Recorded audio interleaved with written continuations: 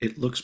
I think I'm okay with how this looks. So this is. It's going to You be a like? different. It's going to be a different layout, obviously. But so we can start Yeah. any time. We could just this. We could start right now with me just saying we So can start right now. if I make you bigger, does that affect your Oh, end? you It make me just bigger. ah. I'm just gonna have you as big as possible then. There we Yeah, go. you can arrange your stuff however you want, and I just have it. How the peeps when they're watching this are going to see it or listening. Um, Yeah, so for everyone that's just now this video is started, this looks different, and there's a Mm. reason for this, and that is because, well, almost a month ago, actually, I believe it was June 3rd, was the fourth anniversary of Cranked and Ranked, of the first episode of Cranked and Ranked coming out 4 years ago, It's crazy. um, and we didn't get around to it, for the exact date, but it doesn't really matter. But we decided that for the anniversary, we are going to go back and listen slash kind of watch the first episode of Cranked and Ranked that we put out. And Mm. this is back before we were doing video. So I used to put together these quote unquote visual versions that just have album covers and shit. And Yep. what today is going to be is literally just a celebration where we're going to listen to this episode. We're going to talk about it. We're make fun of it. Fuck, I don't know. But it's just a celebration of 4 years of doing this, and of course that I don't think we can celebrate properly without thanking all of you, the peanut butter platypuses, aluminium Hmm. squirrels, Belvedere ball sitters, and Christmas dogs. Christmas dogs. Um, because you guys, there are some of you that have been listening since the beginning. Some of you have come on more recently, but it's really the interaction with you guys through the comments in the videos, or if you email me, you can send me a message, oldheadnetwork.com. And that's one of the things, aside from Eddie and I just loving doing this, it's great to just hear that people are enjoying what we're doing. Yeah, So yeah. that's why we're still here 4 years later. Do you got anything to say for 4 years of this? It's just really fucking cool that, we've been doing this for so long. This is, next to the band. I would say that this has been even more consistent than the band because, the band I'm in, Sage, we have a song, it's called Sick. Check it out on streaming. Sick, Sage. So And Shameless, a forthcoming album. forthcoming album coming soon with a re-recorded version of Sick that sounds a lot stronger. That But sounds even more sick.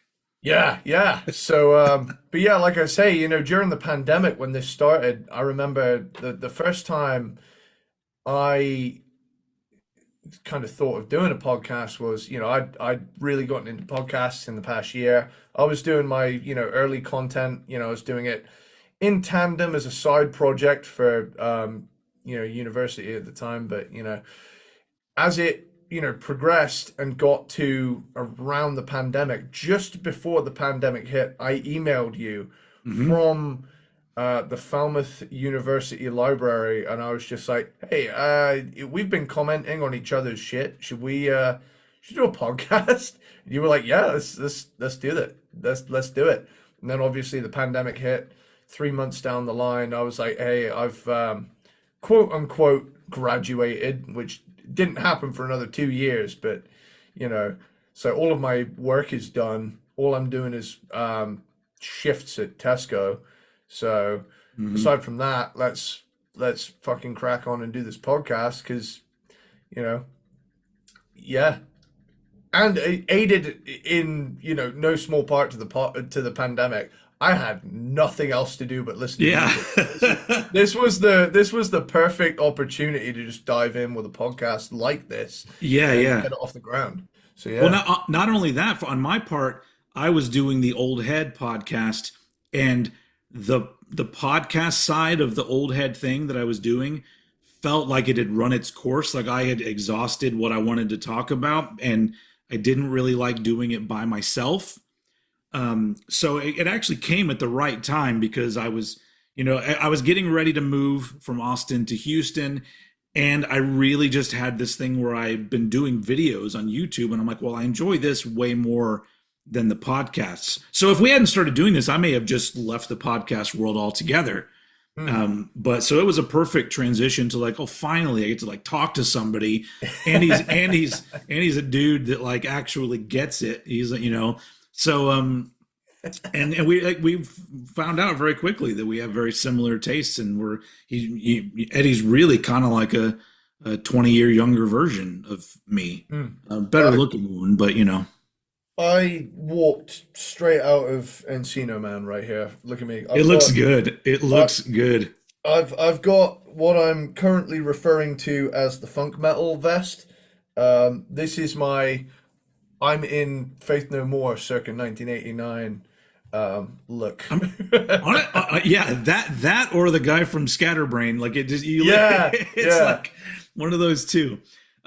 So, but the funny thing is, my memory of back then, because obviously we could see each other because we were still doing Zoom, or did we start on Zoom, or were we doing It was Skype to begin with. Skype? Yeah. But in the beginning, my memories of that are always you sitting on your bed, Yeah. and most of the time you were fresh out of the bath, so your hair Yeah, was like yeah. it was nice and wet. Yeah, I was always with the pandemic as well. I was coming straight home from my contracted Sunday shift, and I would get straight into the shower and or bath, depending on how much time I had. And I would get out, pretty much dry off. I'd let the hair dry on its own, but I'd pretty Yeah. much get straight out of the shower and headphones on, and we'd start recording. And I remember what I used to record with was a Rode lavalier clip-on microphone that I'd clip to my shirt, Yep. and that would go into my phone, and I'd record the audio, and then I'd send it to you via WeTransfer. It used to be a whole process. Now I just Oh yeah. Zoom. Now we just chat on Zoom, and then I fuck off. Yeah. Oh yeah, we've come a long way, really. I mean, we Yeah. upgraded our microphones, and we upgraded the process of me putting together the episodes. It's Yeah. gotten way more streamlined, so that's good. But so what we're going to do is listen to this first episode, which is a ranking of Nirvana, which will be interesting because maybe we'll hear if any of our thoughts have changed at all. But I think mostly we'll probably be cringing at ourselves. The only thing I remember about doing this is that even though this was the second one we recorded, because we first did Metallica, and then your audio didn't Yeah, complete or some shit. my recording software, that's something I completely forgot about. I'd be shitting myself checking that every, 15 minutes it didn't just cut out. So Yeah. I had an iPod Touch at the time that I was using to record the audio, and I had my iPhone like separately. I'd acquired both over numerous years, but the iPhone was the backup audio because it didn't have a microphone. So if you ever listen to one of these early Cranked and Ranked, and all of a sudden the vocals go from sounding like this to sounding like this, that's why. That's why. Well, but for me though, the thing I remember, even though it was the second time we'd recorded, I can hear that I'm nervous, and Same. and it's hard for me to listen to this one, but we're gonna do it. So I think what we're gonna do, because obviously we can hear each other still. I'm gonna stop it every once in a while, but if you want to say something, just give me a hand raise, or just say, hey, stop it, or something. Okay, cool. But let's just start playing it. Here's the very first episode of Cranked and Ranked from June 3rd, 2020. Yeah. Here we go. And that's always been the theme song. Yep. The midsection of Land of Confusion. Right? Land of Disease, wasn't it? Land of Confusion is a fucking Genesis song. You don't even know the name of your own song. Nope. Sorry. Been there. Ladies and gentlemen, do not adjust your podcast listening devices. This is your old pal Steven from the Old Head Podcast. You can already tell the audio's better.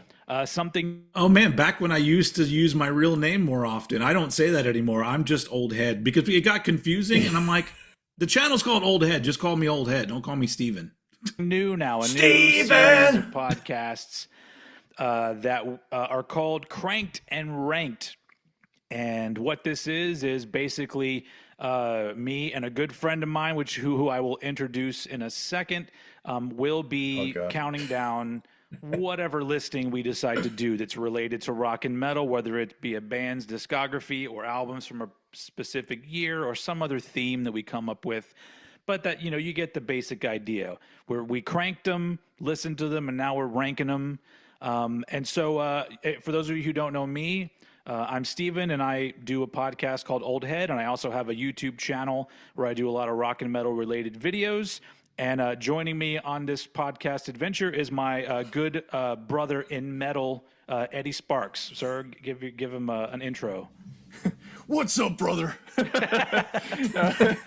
Yeah, I'm Eddie Sparxx. I make similar content, but mine is a little less laid back and a bit more. It's basically like Old Head if he snorted crack and spent time permanently in the 80s and early 90s.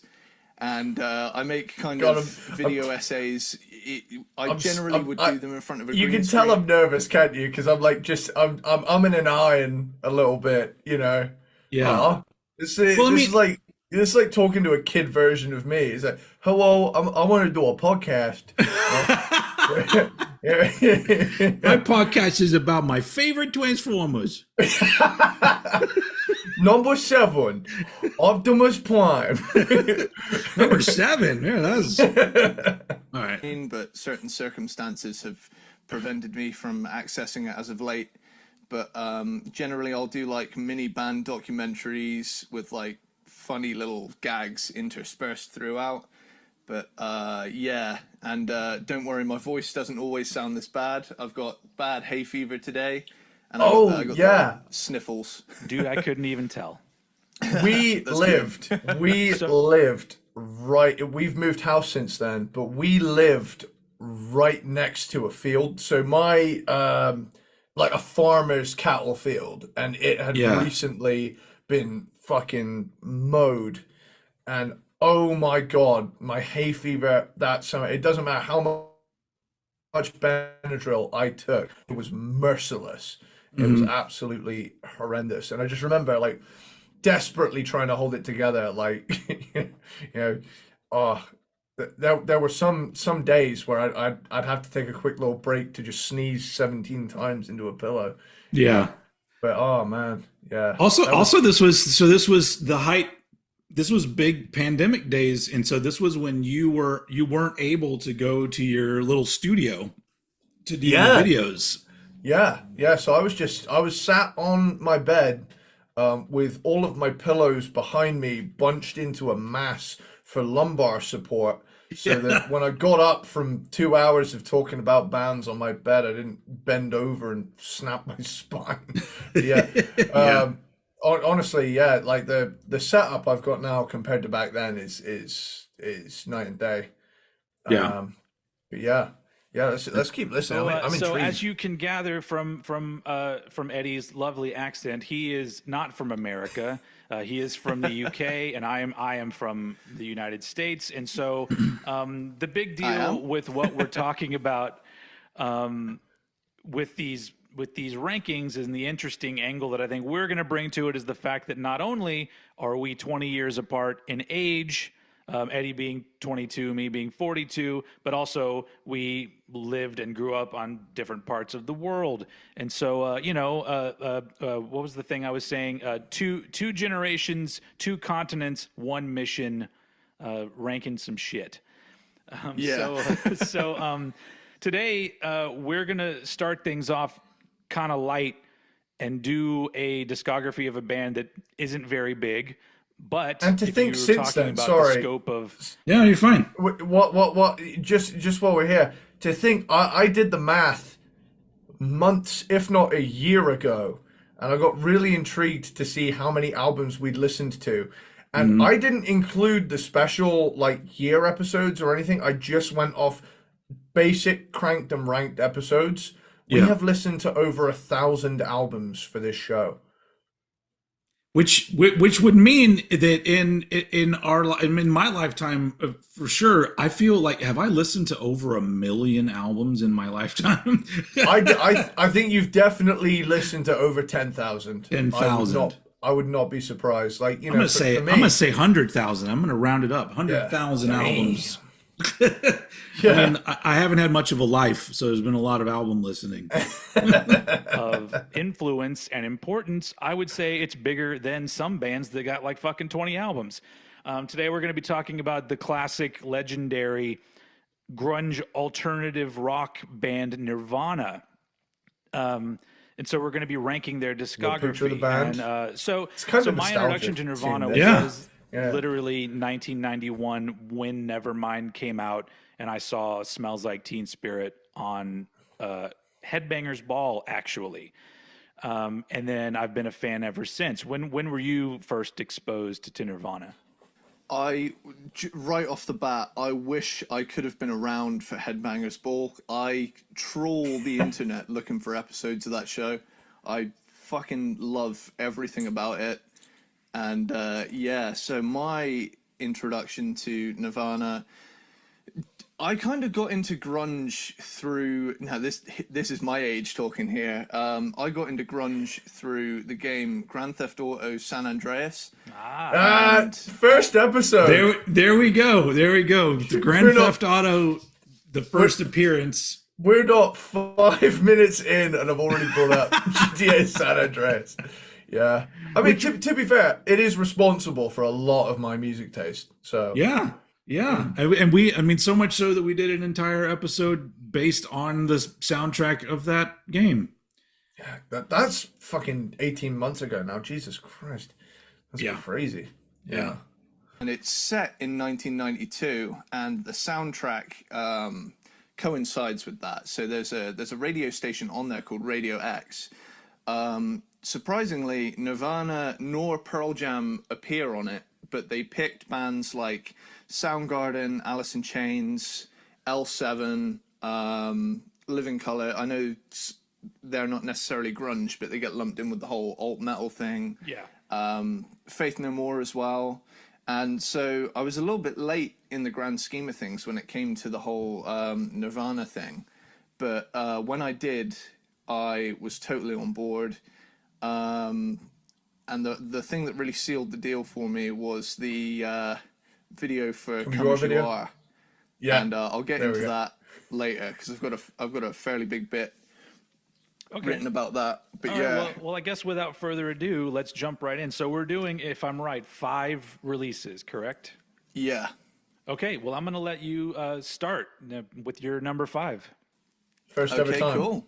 So for this list, we included alongside their 3 studio albums, Bleach, Nevermind, and In Utero. We also included 2 pretty big other releases, Incesticide and Unplugged as well, because generally speaking, we wouldn't cover like live albums unless they have something genuinely really unique outside of the usual, like say, for example, either playing with a symphony or doing an unplugged show. So that's really the only exception to the rule.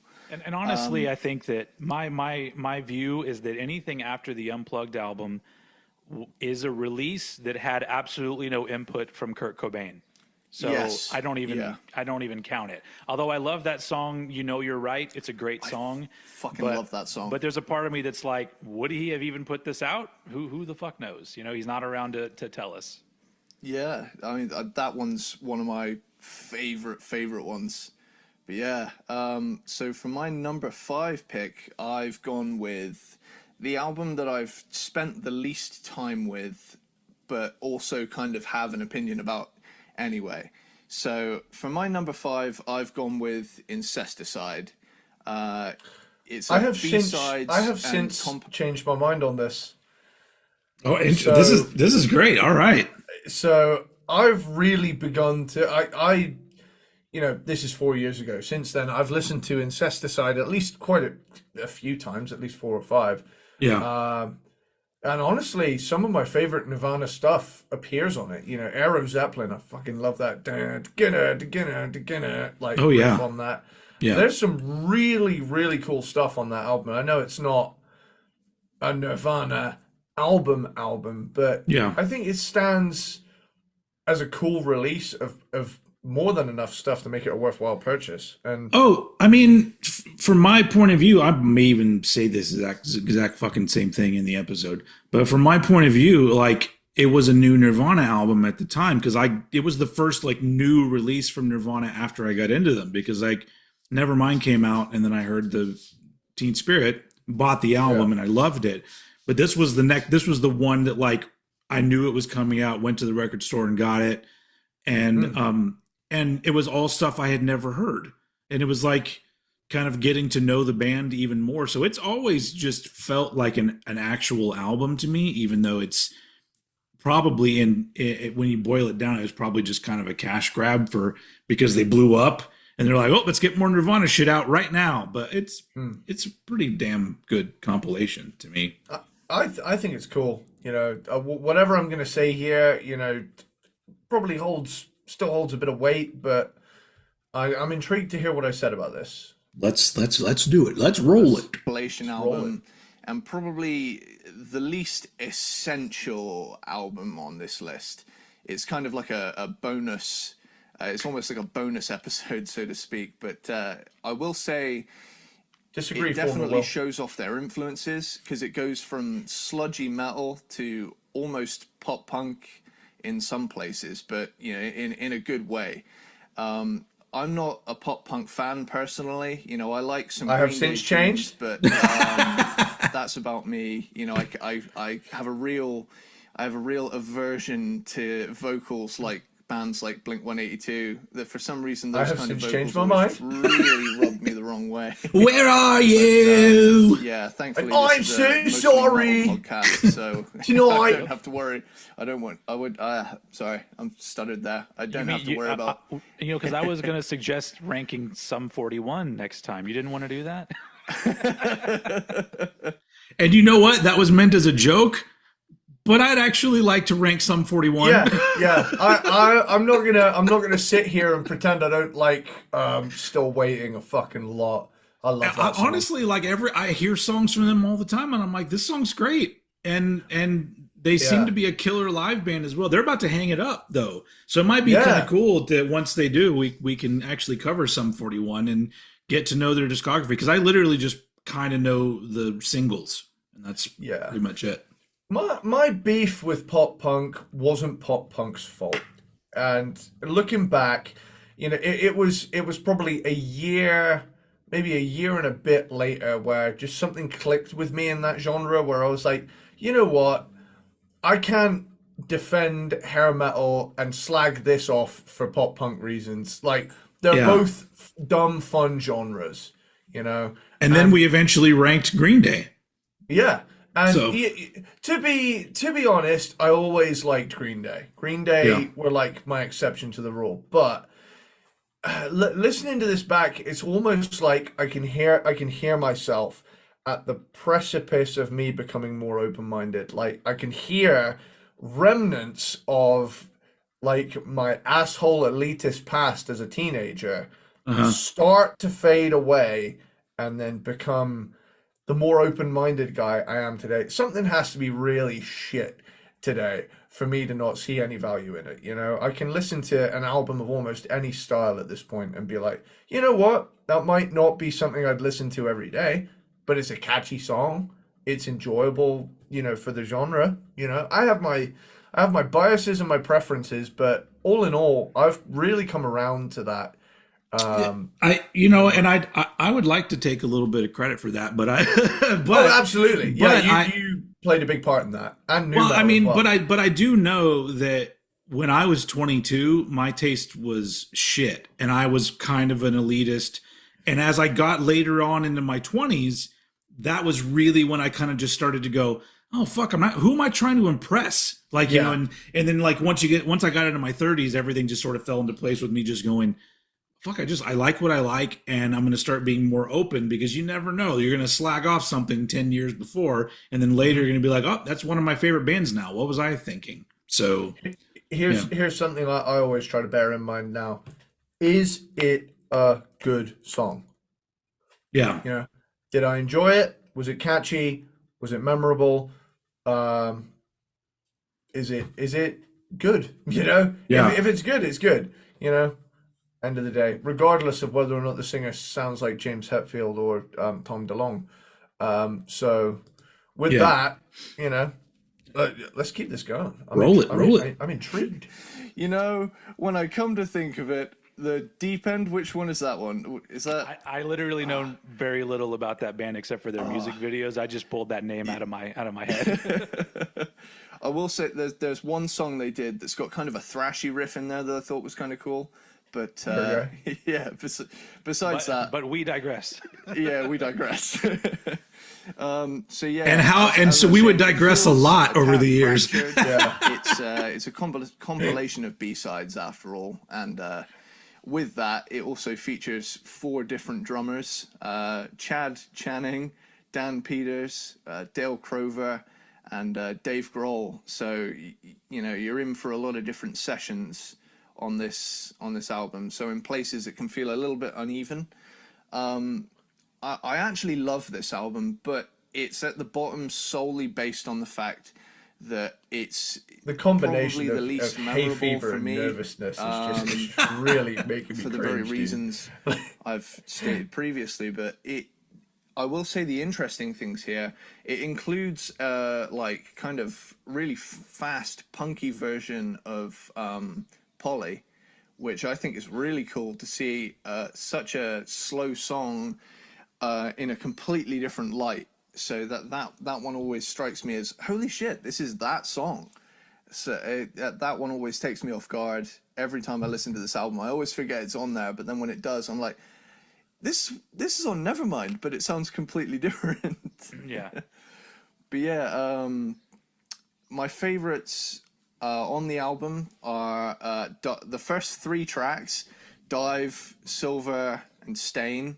I also love their covers of Did you call it Molly's Silver? Lips and Son of a Gun. Yeah. Strangely, Is it Sliver? It's Sliver. Yeah. I never noticed that. Yeah. Wow. I always thought it was called Silver. Did I just learn something insane? Hang on. Yeah, wait. Sliver. It's called Sliver. Hold up. Hey. Called the song the wrong name. Holy shit. Is my whole life a lie? Okay, hang on. Wait. Albums. Where? Come on. So close. It's on Incesticide. Track 2. Holy shit. I have always called it Silver, and I don't know why. No, I get. Yeah. But I knew Damn, dude. that I knew the name of that song before I even heard the song, because when I got really into Nevermind, I immediately went to the mall and bought whatever Nirvana shirt was there, and it was the one with like the infrared man looking thing from the Sliver cover, and on the back it says Sliver. And I was just like, oh, okay, this Sliver, whatever. And then finally, when I got Incesticide, I heard the song Sliver. So I think what happened is I saw the either either Kerrang made a mistake when they aired the music video, and it came up with, Nirvana, Sliver, or Silver, or whatever it said. I remember when it came up, I was just like, why is it called Silver?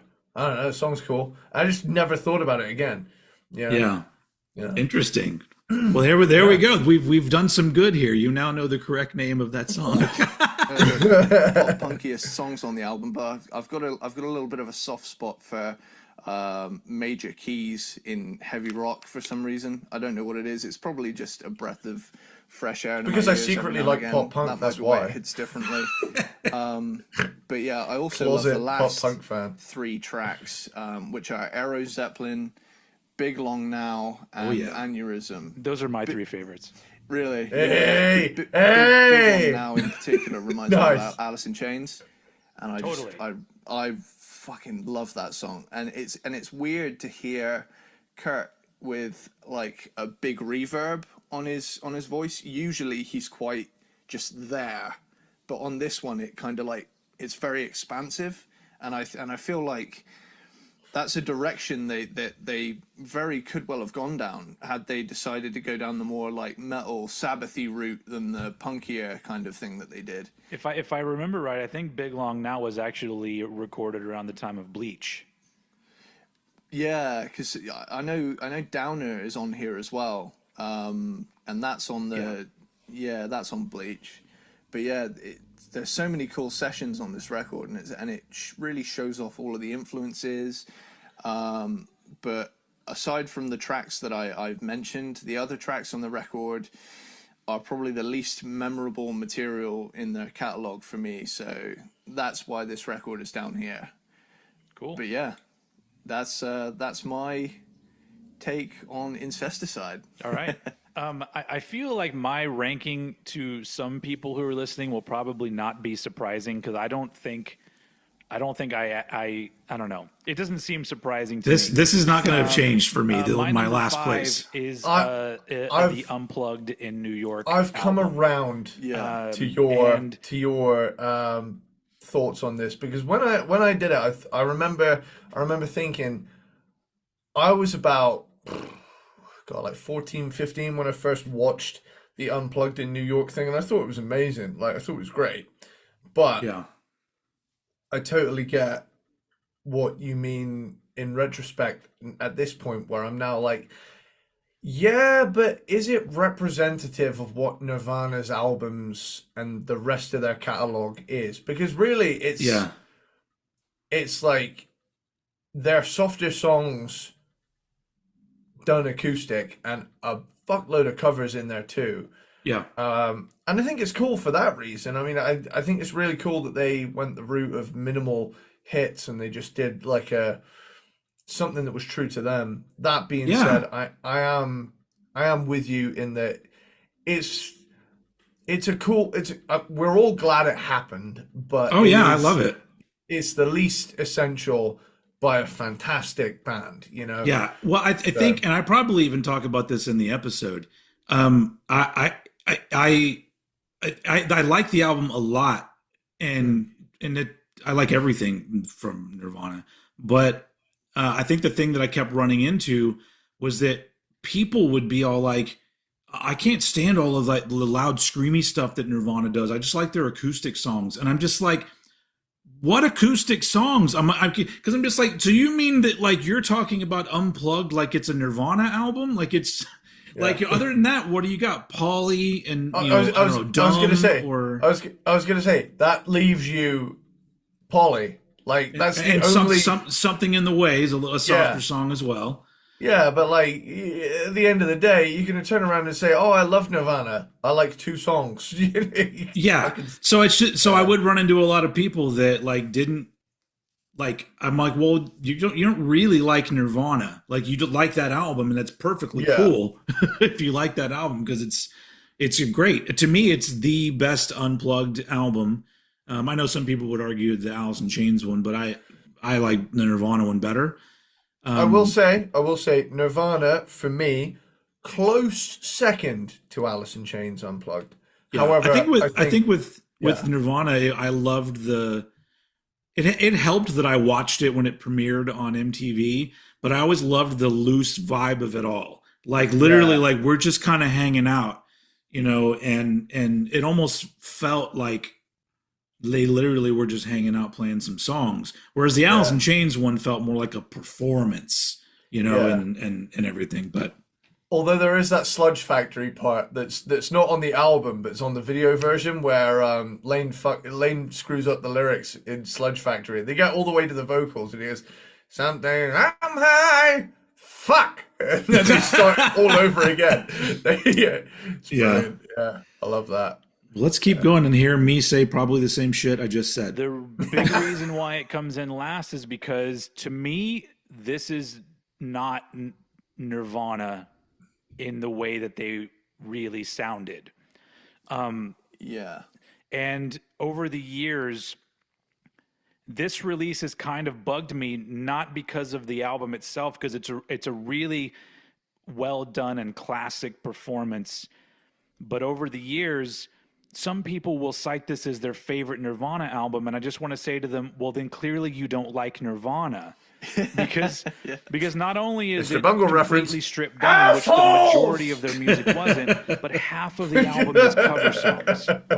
Yes. So that shows you how much material they had to work with, that they had to add in all of these other cover songs. Sure, they probably could have stripped down a few others, but for whatever reason, they didn't do it. But I was one of those people that I got to see the premiere of the Unplugged episode on MTV when it aired. And at the time, it was very cool. And the Unplugged television show was basically a way to have these louder bands come in and do a very different, stripped down version of their normal set. Yeah. And it wasn't supposed to be a career defining performance. And so that's kind of what bugs me about it. Just on top of that, I'm probably going to say this exact thing, but I was just going to say I really love the Stone Temple Pilots one as well. Honestly, I've only heard that one once or twice after the actual television performance. I just remember seeing Plush performed in a rocking chair, and I just thought, hell yeah. Yeah. Yeah. And then the Pearl Jam one, I loved the Pearl Jam one too. Anyway, okay. Digression because within a digression. That is such an iconic thing now with Nirvana. I've actually had to explain to many people that Pat Smear does not play on any Nirvana albums. I know where I'm going with this. I remember I had a friend who once said, Kurt Cobain is kind of a shitty guitar player. That's why Pat Smear played all the stuff on the albums. And I'm like, where the fuck did you get that from? That's obviously a true story, but I just remember, but that is a really good example of shit that I run into all the time, where people will just boldly say shit that they think they know. And I've gotten to the point now where I'm just like, I'm just going to ignore you because I don't, you're down in, what, is that an actual beer or is it it's a Beer Moretti. Very nice. It's a nice one. Yeah. But yeah, I things like that, people just say those things and I'm just like, I know that we're not talking about life or death stuff here, but like look some shit up before you just randomly say shit to people. Because sometimes you're talking to somebody who knows what they're talking about, and you're just going to show up and be like, Pat Smear played on all the guitars on Nirvana's albums. Yeah, I've had several conversations in the past with people where they've said a really loud opinion that is proven to be untrue. But for the sake of my own sanity, I just kind of swallow my pride and glaze over a little bit. So I go from, hi, yeah, to like, yeah. Sure. I think sure, buddy. Over the past several years, especially over here in the U.S., people that are not smart have taken this path where instead of trying to become smarter, they've just decided to become louder. So now you just have really loud, dumb people on the internet. Yeah. And they're everywhere, folks. Yeah, yeah. Twitter is to blame for this, and I will not move from my standpoint. I'm really quickly gonna get a refill, so we're gonna do a little whoosh, whoosh, edit, and then we're gonna come back. Sorry, I'm giving you a little extra work. I'm sorry. Sorry. No, you know what? I ain't editing shit. It's just going to be everybody watching me sit here and you going away. Can you perform your secret elevator music talent while I'm away? Okay.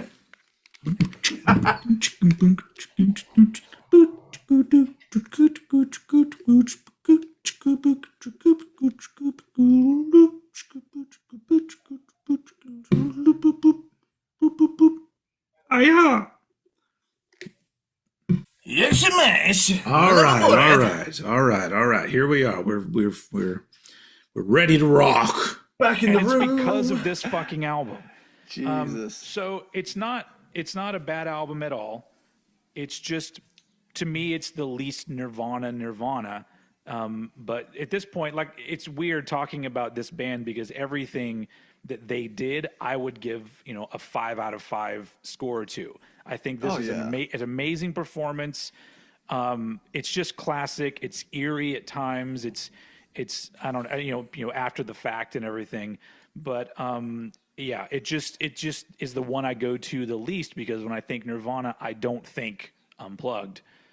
So yeah, there you go, number 5. Right on. So my number 4. God, that was so Cornish. That was incredibly Cornish. This Right on. I've gone for In Utero for my number 4. Yeah. This one. That's and gone up. Like you say, it's a. So right now, for where you're ranking, what would be last place for you now? Honestly, when I say I've come around to what you said about Unplugged, I've given it like 4 years of hindsight, and I completely understand where you're coming from. Like, and with that, I feel like, when I did this ranking, I was trying to think. I don't know if I was overthinking it or I was trying to. I don't know if there was a little bit of hipster left in here, but like, I was thinking to myself, maybe Unplugged really is that good. And ever since, there have been so many times, pandemic and post-pandemic, where I listened to In Utero and I thought, nah, actually, you know what? This album is killer, and I've slept on it. And my Nirvana ranking really has changed because if I had to say it now, honestly, I'd probably go. If I'm being honest with myself, it's Unplugged, then Incesticide, then In Utero, then Bleach, then Nevermind. So Interesting. that's all right. That's my ranking. Yeah, not that In Utero is, as the kids say nowadays, mid. It just happens to land in the middle of an excellent selection of albums. So yeah, absolutely. Yeah, I think my ranking is probably going to be exactly the same as on here, but we'll see. Pretty stellar catalogue of albums, and like you said, you would give them all 5 stars. But yeah, in this ranking environment, we have to be merciless. So, so let me just go into In Utero. It's a rejection to the previous album's radio success. They wanted to distance themselves from kind of the kind of douchey kind of people that they'd seen getting into it. They'd noticed that there were. I think there was like this quote. I can't remember what it was, but there was something about they would be just as much likely to date rape as listen to one of our albums, and he wanted to. Yeah, there was something along the lines of that. I can't remember if it was Nirvana or Rage Against the Machine. All I know is there was a definite rejection on this album. That sounds like something Kurt Cobain would have said, because I kind of relate to that with him, because it's got to be really weird to just a few years earlier being threatened by football players, and then a few years later, those football players are coming to your show, and it's got to feel really weird, especially for somebody like him. Definitely, you know, because and it's almost like I'm into American football, by the way. yeah, don't worry. I'm not a follower of football in my home country. I'm not a very British person in a way. If anything, if I just pause it for a minute, I actually, you know, if I was going to get into a sport, it would probably be something like NFL, because at least I don't know what it is. I've been so overexposed over the years to, like, you know, British sport culture that it kind of just like, it probably has the same effect on you as American sports culture probably has on you, where it's like you've been so bombarded with it and you were never really into it to the point where it's so popular and you just, like, at a level don't get it. I do remember though, my stepdad and I have a great relationship. He's a big sports fan. I'm a big music fan. He's also a big music fan. So that's what we bonded over, really. Yeah. But I found myself at Christmas, I found myself watching an NFL game, and, you know, I enjoyed it. But, you know, it's one of those things where it just feels like so much effort to keep up with a completely other world where I'm already so deep in the music world, to where people look at me and think, well, this is too many albums, dude. You need to chill. That's ridiculous. There's never too many albums. Yeah. But I think albums. over here, never too many touchdowns, brother. not only have I never been into sports, but also the thing that really turns me off and makes me aggravated is that over here, sports is presented like it's important. So that's like, I'm assuming it happens over there too, but the fact that there's a segment on a news program about sports, it's the same. Yeah. And I'm just like, well, there's that body count interlude, isn't it? This weekend, 16 youths killed in gang homicides. Now sports, you know? Yeah. And it's like, it's so true. But like the thing that amazes me is, like, just, I find it incredible that everybody gets so riled up, you know? Yeah. And there's part of me that wishes I had that. And then I realize, oh, that's just me cheering at a concert. Yep. Yeah. They're too, the one thing I will say that music has over sports is that, I mean, to some people it probably does feel like a competition, but competitiveness isn't the focus, you know? It's just kind of, hey, we all like how this instrument makes air wiggle and make our ears feel nice, you know? Well, I mean, to be fair, it's like there is some amount of creativity in sports, but you're not creating out of thin air something new. You're still doing the same shit on the same field in similar positions. Like there's no real surprises except for somebody's going to win. Who's it going to be? And it's like, so it's not interesting. But like when I was younger, I remember just being like annoyed and being like, why isn't there a music news segment on the fucking nightly news?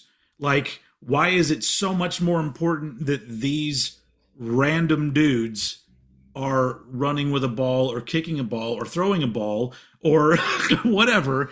And so it's always been very annoying. But I don't talk that much shit about it, just because in this life you got to grab your enjoyment and your pleasure however you can. And some people didn't get that music bug or get connected to it in the way that we did, and they got connected to sports. So I just go, great, enjoy yourself. But one of my favorite things on the internet, though, I absolutely love the out of context sports post on Twitter, where somebody will just post, "Oh, that was a shit call, ref," and that's all it says. Like they think they think everybody in the world is watching the same sports ball Yeah. game that they're watching.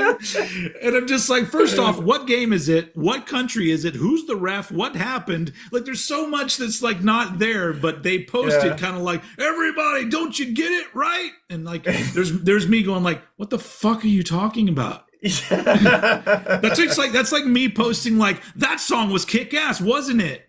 And everyone's gonna be like, what fucking song? I know, right? What song? You mean you're not watching the same show that I'm watching? That's ridiculous. Oh man. Anyway, all right. Sorry. Let's. This is going to be like a 3-hour episode. Sorry, guys. that's you're cool. welcome. That's how I kind of was alienated as a teen. So I kind of veered more towards music than sports. But yeah, I could totally understand if you get to that level of fame and the very people you despise begin like littering your crowds, you're gonna get a little peeved, because you're gonna be like 3 years ago you'd have been sticking my head in the damn toilet, and now now I've got record sales, you want to be all over me. But yeah, it's just going back to the album. It's a right off the bat, it's a dirtier and less polished sound, harsher tones, and it sits somewhere between the hooks of Nevermind with the rawness of Bleach. And, it's only got one video in stark contrast to Nevermind, which had 4. Scentless Apprentice, track 1. It's one of the... I skipped a note there. Comes right in with Serve the Servants, which already sounds way dirtier than, anything on Nevermind. It's very dissonant in places, and that's only, further backed up by Scentless Apprentice, which came after it on the album. It's one of the heaviest Nirvana songs.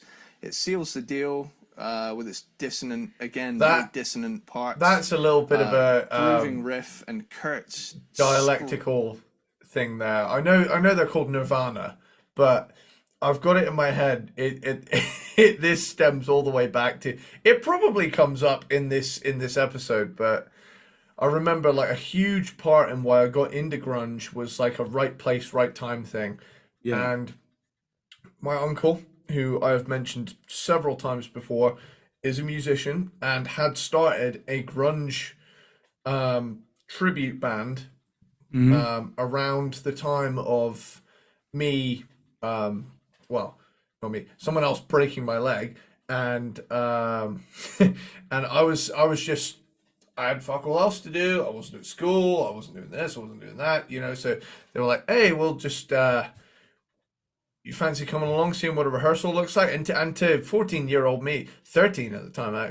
I had just turned 14. Either way, I'm doing an old people thing where like minor details that don't really matter, I'm getting hung up on. Anyway, like I said, they sat me in the corner of the room and I just basically watched how a rehearsal happens, and I thought, that's right. So they're doing this. Oh, they're struggling with this section. They're going to play it over again until they get it right. Oh, this is how this works. This is how that works. And I just remember, but it's when songs from San Andreas started popping up in their set list that I was like, I know that one. And I'd been a metalhead for like 2 years at this point. Mm-hmm. But yeah, anyway, like I say, it's just such a grunge is such an important thing to me. Even though people think of me as a metal guy, I think grunge is my favorite era. Yeah. Were you trying to get to calling them to not calling them Nirvana? Like what? Oh yeah. Sorry, I got with that. I got a little lost there. So yeah. Anyway, they played a gig, and they got through the whole set and they didn't play any Nirvana. They did an entire grunge tribute set list and they didn't play a single Nirvana song, but they had Breed in there as the secret weapon. So when they wanted an encore, they were going to start playing Nirvana songs. But anyway, like I say, when they got through that main set list, you got all these Cornish people and they're like, "Have you got any Nirvana? Start again! Play some Nirvana!" And it's just like, Hearing Nirvana with a hard R as well is just Nirvana. hilarious. Nirvana. Have you got any Nirvana? Have you got any Nirvana? Which roughly translates to, have you got any Nirvana? Nirvana. But yes, Cornwall. Honestly, I like love I it. like a lot of the odd pronunciations. I for some reason really always like it. I don't know what region it is where they pronounce th as f, so they'll say nuffin or something like that. That's a lot of Britain. Nobody tells which me is nothing. which is so Yeah. weird. Literally changing the letters. Like, Yeah. this is a th. No, it's not. It's an f. We're such a fucking ancient country at this point that like you go to the next town over and they talk different. You know, Yeah. it's weird. It's weird. For a country that you could fit into Texas 5 times, we sure do have a lot of accents at our disposal. Yeah. Yep. Speaking of which, actually, have you heard that? This is a bit of a tangent. I know we've got a long way to go, but have you heard that? Have you heard that drum and bass song that those Irish primary school kids did, and it fucking slaps. No, I don't think so.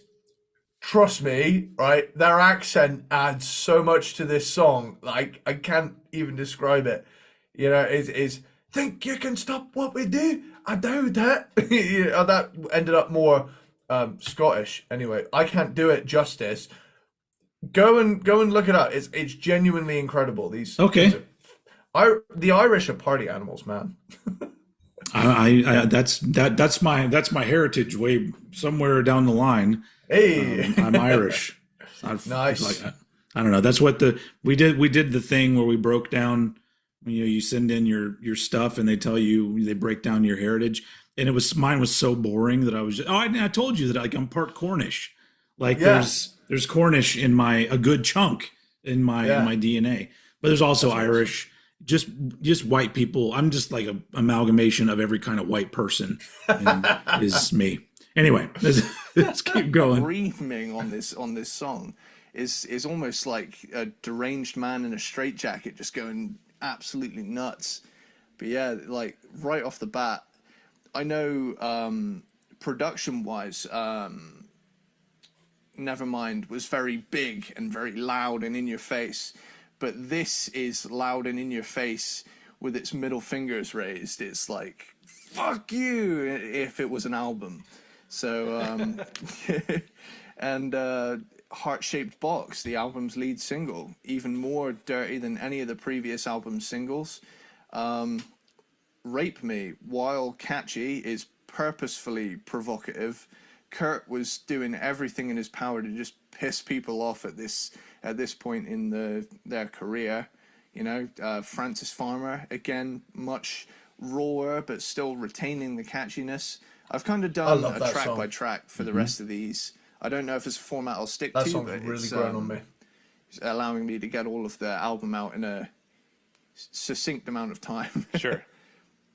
But while it is mostly a very like yelly, gnarly, nasty kind of album, it has prettier moments like Dumb and All Apologies, which feature a cello, and that kind of foreshadowed the Unplugged show that they would go on to do, incorporating a few more melodic elements in there as well. You know, I've got Very Ape is an abrasive punk song. Milk It is a Melvins-esque schizophrenic banger. Penny Royalty somehow feels mellow but also not. And that could be the amount of times I've heard the Unplugged version that's made me think that. But at the same time, it almost feels like two different songs, those two.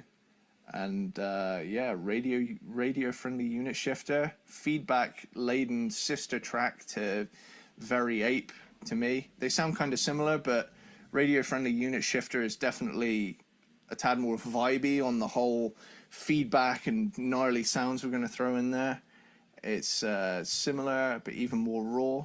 And finally, before the album closes out on All Apologies and the hidden track, Gallons of Rubbing Alcohol Flow Through the Strip, or whatever they called it. Oh, you're including that in your review. Okay. Oh yeah. And That's my first example of like you having a bonus track version. I'm like, that's not on the album. That's a B-side on a single. Yeah. Yeah, it's weird because I always thought that was there the same as Endless Nameless is on Nevermind. And funnily enough, Endless Nameless is on the original, right? It's on the CD. The CD, yeah. It's not on anything else. So like the original vinyl version or the original cassette version doesn't have Endless Nameless. It's just a CD. So Endless Nameless was a B-side also. It was on, I don't know. I have all the singles, so I don't know which one it was on, but it was a B-side on one of the singles. Yeah, I think at the time I was just going off of CD track lists because up till this point I had several albums that I bought on CD because I hadn't really caught the vinyl bug, but I also didn't want to do streaming, so it was a good way for me to just like buy an album and then rip it to my thing. Eventually I caved and got Spotify, which helped me uncover a shitload of obscure glam metal when I went down the glam metal path as well. And I just remember 2017, that year in particular of my life, just being like, oh my God, look at all this 80s rock that I have to get through. So yeah, that was regarding the track listing on albums like this, like you're hearing these albums years and years later, and it's not like anybody's on the CD being like, this isn't the original track listing. So you just hear the album how you hear it. I only know these things because there are easily other albums from 10, 20 years prior to that I might have a version that has songs that aren't on the original. So it's just, but like I always, with certain albums, I just like how, and we've talked about it, like with Angel Dust. I like Angel Dust ending with Midnight Cowboy. It just feels right to me because I heard the album hundreds of times and that was the end. But your beginning had Easy at the end of it. Yeah, and that version of Easy, there's two different kinds of Easy. There's Easy that appears on future pressings of Angel Dust, and there's quote unquote the cooler version with like all the extra instrumentation. But the rawer version that's on the 93 and onward Angel Dust albums is the more stripped out one. But it always struck me as like it's like a musical breath mint, Yeah. If Midnight Cowboy is the credits, Easy is the end credit scene, that's like a little bonus for you to carry on with the rest of your day. So it'll always be like a 14-track album for me. Yeah. So, yeah. That being said, though, I mean, you had the album before they added Easy. So yeah. All right, let's keep rolling. Tourette's, keep rolling. That one is just an absolutely savage, like rah, rah, rah, rah, kind of thing going on. But this album, man. In hindsight, had I listened to this one maybe before Nevermind or in a different kind of succession, it might have been higher on my list. But it's just it's a very aggressive album, but at the same time, the albums above it hit a little better for me, and I'd like to hear your take on my take on In Utero, because I kind of went with it on that one. That's totally fun. I will get there because that is not my number 4. My number 4 is Incesticide, which you already talked about. And honestly, I don't really have much to add from what you said because I put it here because it is a compilation. As an album, it's kind of uneven at times. I do enjoy it. I love every song on it. The big thing about this album is its importance to me as a fan of Nirvana, because this is the first thing I got after getting crazy into Nevermind. So I was a huge Nirvana fan, and I feel like this album came out like 6 months later or something. It was real quick afterwards that Incesticide came out. And I remember buying it at Tower Records and going home and just listening to like where these guys came from, because there's literally shit on Incesticide that's pre-Bleach, all the way up to Aneurysm, which has Dave Grohl on drums, and so there's a lot of great songs, but yeah, overall it is a B-sides collection. So because it's not a cohesive album, I don't really hold it as high as the other three, and I don't. Yeah, I mean, a lot of the songs that I really like are the same ones that you really like. We're kind of on the same page there. So I don't really have much to add, but it was a very important album because you get into a band so much and they're kind of a mystery, and then you get this little window into who they were, and so that's still kind of what I gather from the album. Is it's a cool little, hey, now you're a fan. Here's where we were before, Yeah. So yeah, there you go. It's almost like their garage days revisited in a way. Yeah, it's kind of. I mean, it's got a few covers on there, but it also shows off what they sounded like before they really hit it off, and yeah, awesome. So number 3 for me, I went for Unplugged, released posthumously. Is that what it's called? Is that how you say? Posthumously? Yeah, I thought it was. Following Kurt's death in '94. I mean, obviously it aired on MTV prior to his death, but released as an album later in '94. I think it was like towards the end, November or something. Yeah, it's the most successful Nirvana album released following his passing. They avoided playing hits for the most part, excluding Come As You Are, favoring more deep cuts and covers instead. 6 of the 14 songs are covers, so almost half. My favorites of the covers would have to be Something Man I Who will Sold the say World, is that Plateau, and Lake while of it's on my Fire. mind, it's like I almost, particularly in these early episodes, I can tell like I'm reading off a script a little bit. Like I can tell I'm doing it a bit more structured. Nowadays I kind of just let the conversation breathe and do it on the fly. I've started writing minimal notes and just going off of what I've heard, because I feel like it just allows us to move around a little bit more. And I did the track by track note thing pretty late. It's a pretty recent change I've made, but I just feel like our conversations flow really nicely now, to where we know each other so much. I don't really need that script anymore, to where we can just talk about music for fucking ages and I feel like we've both also gotten better at just talking in general on these things. I've noticed that over the years I've said the word a lot less, whereas in the beginning I almost got to the point where I hated it so much that I would sometimes edit out my ums, because I hated seeing a video where I'd be like, I'm gonna talk about this album, and I'm just like, oh, stop saying speaking of that, like I you know what one of my pet peeves are?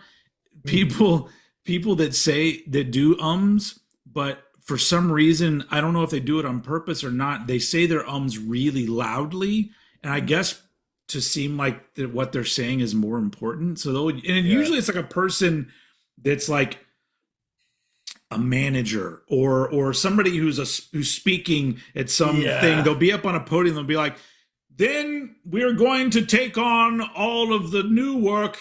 And I'm just like, I was like, why did you say so fucking loud?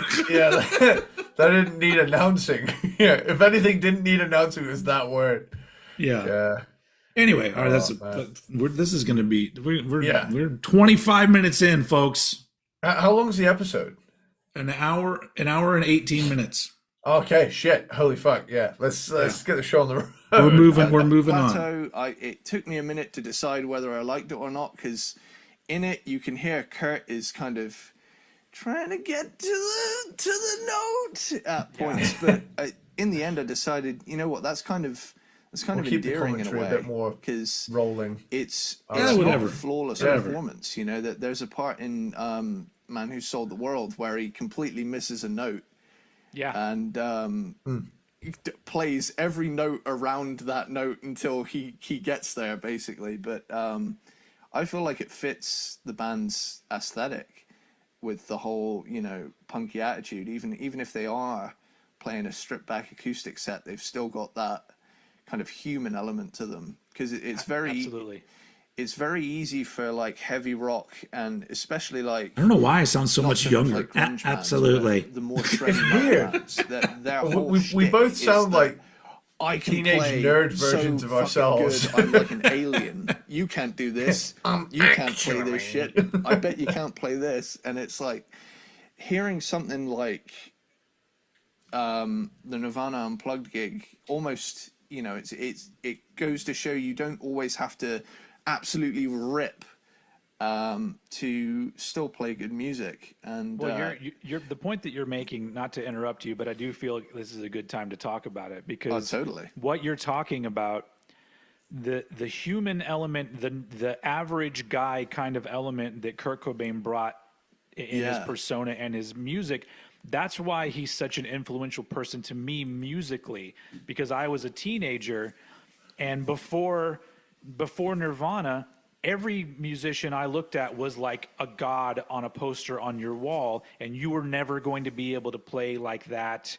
And so I wasn't into punk or anything at that point, but even the punk bands, they seemed like they were like an elite group. Like, you're not one of us. We're hardcore like this. Just to interject, but Kurt like, Cobain didn't. with this.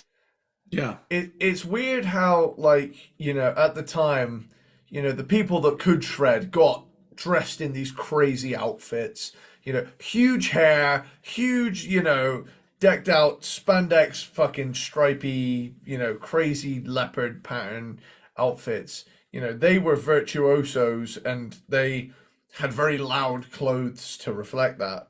Yeah.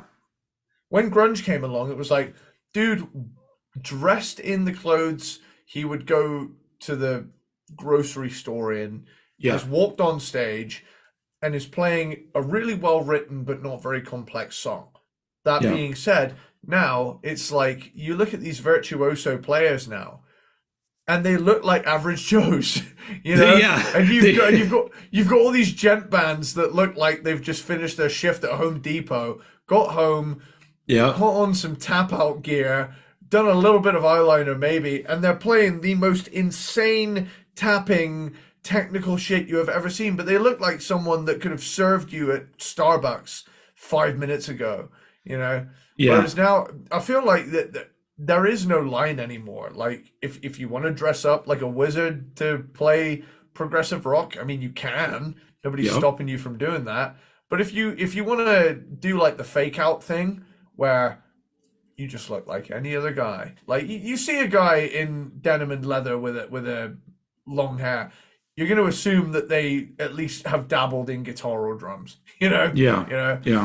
You know, whereas you see a guy walking down the street that looks like he's a, you know, IT guy for a, you know, clothing company.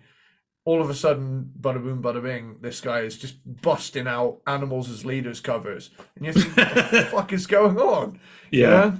That's something about this modern world that is pretty crazy. You know, is the average Joeification of technical music. Yeah. But I think it's just a lot of like that. No, this is not even an important tangent, but it's just like the technical metal kind of thing. Like, there's so much of it that just I can't listen to it without imagining just some guy sitting at his computer with his guitar. Like, I don't hear it and think of a big show in a crowd. I think of just a lonely guy who's just going doing sweep picking and all of what other shit, you know. And I'm just technically, to me, it's incredible. It's like, imagine being that good at your craft that you can just do that. On the flip side, I'm like, I'm much more likely to listen to a Nirvana song, though, you know?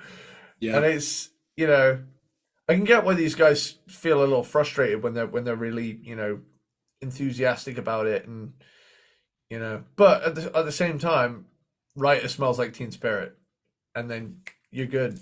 You're golden. Yeah. Yep.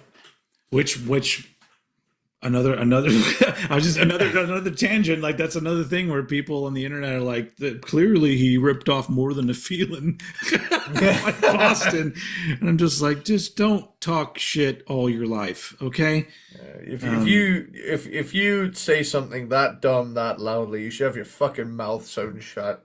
You know, is I get freedom of speech. I'm a big fan of it. However, I draw the line at idiocy to that level. Yeah, and you'll always get like that. Well, I'm You know? just stating my opinion, and I'm like, okay, that's fine. You didn't need to. Yeah. And not only that, like it's an uneducated opinion. So Yeah. just chill. Not that everybody needs to be an uber music nerd, Yeah. but just stay in your lane and pick your battles. Anyway, all right. Seemed like that. He seemed like a dude that could be me, and so that's why like his playing, while it's not amazing, has been very influential on me, because it's kind of like you're not paying attention to the skill, you're paying attention to the heart of what he's playing and how he's playing it. And so I don't know, it's a very important thing, but you're bringing that in about how it was like a warts and all kind of thing, where if he was struggling with a vocal part, as far as I know, he wasn't like, we got to do that song again or cut that song out. He could have easily said, don't put that song on the special because my voice isn't that great on it. But he didn't care. He was just this normal dude that had no problem just letting everybody know, look, I'm not the best, but here's what I do. If you like it, great, you know? Definitely, man. Like, when I got into grunge, I kind of shed this initial, thrash metal skin of, I have to hit everything perfectly, and it kind of influenced my playing to be, less focused on trying to replicate the virtuosity of others, and just kind of play what I like and how I like. There's nothing wrong with being able to play absolutely crazy fast stuff, but at the same time, it can be nice as a musician just to step back and be able to make something that's more reliant on, the whole idea of a song than the actual music that you are playing on the instrument, because Nirvana is a song band, that they make songs, because a lot of bands tend to fall into the trap of, okay, verse, chorus, play that one really, really, really, really fast, play some chords to allow the vocals to come through here. And, dissecting music in this way, I know it can be like, semantics and things like that. But at the same time, the grunge thing definitely brought along this, same as punk really, it brought along the average Joe appeal. Question. To it. Was this the moment where you were like, yeah, I can do a podcast with this guy? I mean, honestly, like, I think during the Metallica one that never aired or whatever, I think there were plenty of moments where we really started to like realize that we were kind of kindred spirits or whatever, Yeah. But yeah. You can do this too, kind of thing. Yep. So that's definitely something I related to as a 14-year-old kid trying to learn how to tremolo pick and wasn't really getting anywhere at the time. I think the sad thing about Unplugged though is that it's kind of a swan song for his career. I know there were a couple gigs following this show, but it was mere months, like 3 or 4, that he took his life in like April of '94, and it's complete tragedy. But yeah, Unplugged, like you say, I do agree when people say, Man, like, I'm so nasal in this episode. It's like albums, where the hell it's like 92 Patton listening to 89 Patton. But yeah, I definitely think, weren't they thinking about adding him to the lineup? Oh, he was full on in the band, and he toured with them for In Utero. Ah, I see. Like that like Yeah, if you watch any In Utero performances, he's the second guitar player on that tour. So if they had made another record, I'm pretty sure Pat Smear would have played on it. Cool. That's what I've got for number 3 for Unplugged. You go for it, dude. Cool.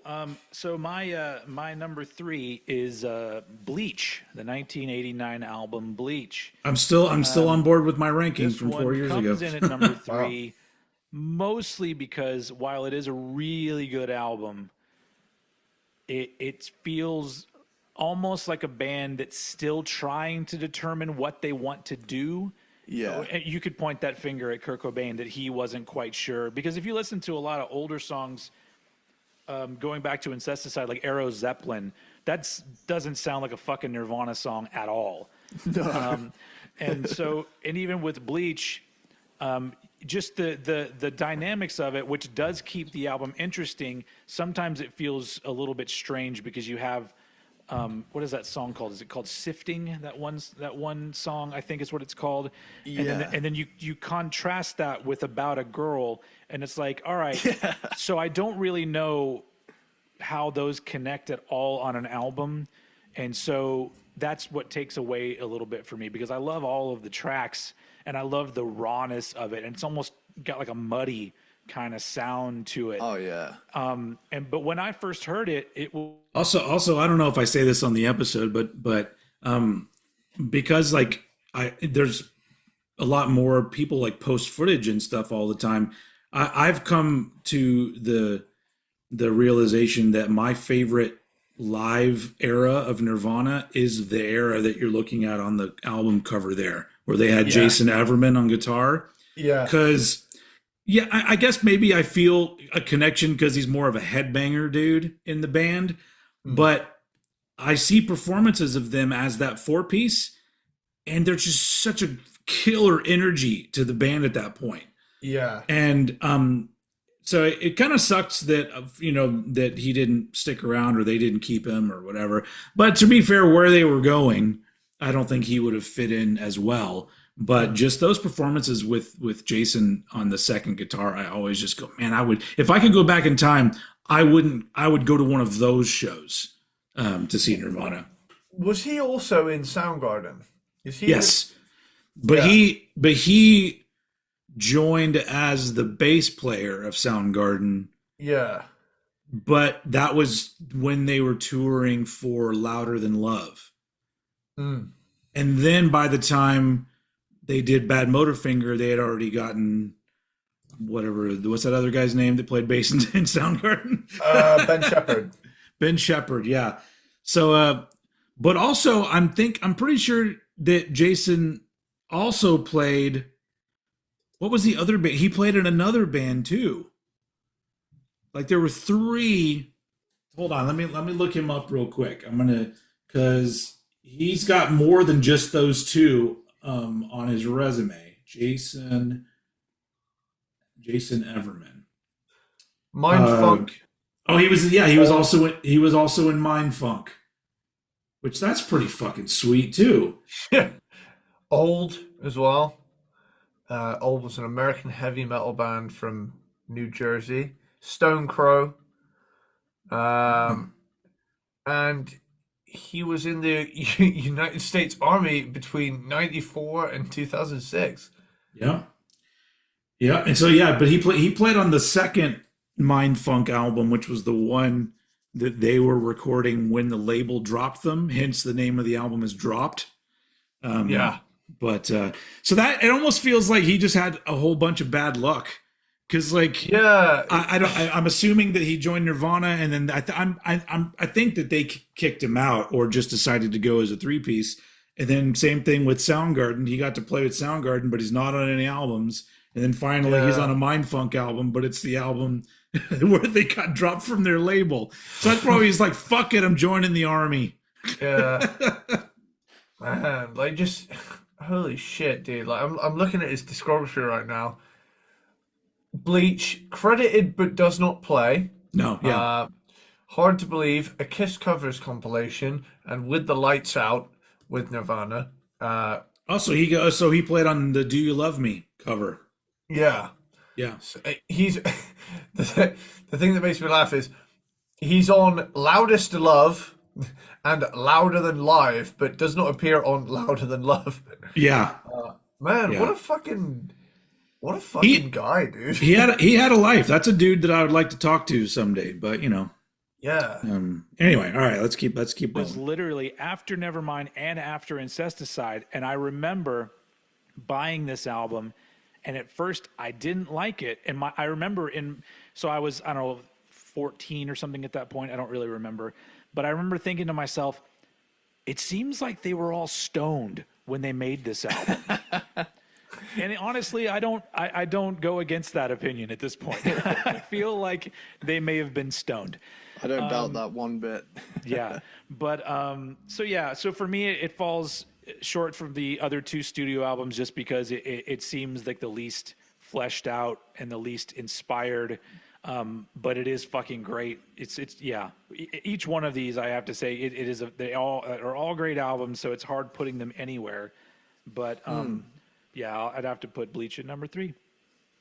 Cool. So coming in at number 2, which leads me perfectly. What a perfect segue. Nice. My number two pick is Bleach. I've gone for Bleach as my number 2 based on the fact that Still stand by it shows that. off a hungry band who hasn't quite. Yeah, I mean, I hasn't have no made it problem yet. with It that. still Like, has that's Yeah. that aggression. It's almost metal in parts because it's very aggressive and angry. It's got prominent double bass in certain areas of the album, and like it's not the best recorded double kick, but there's these little flurries of like at points, and I'm thinking, dude,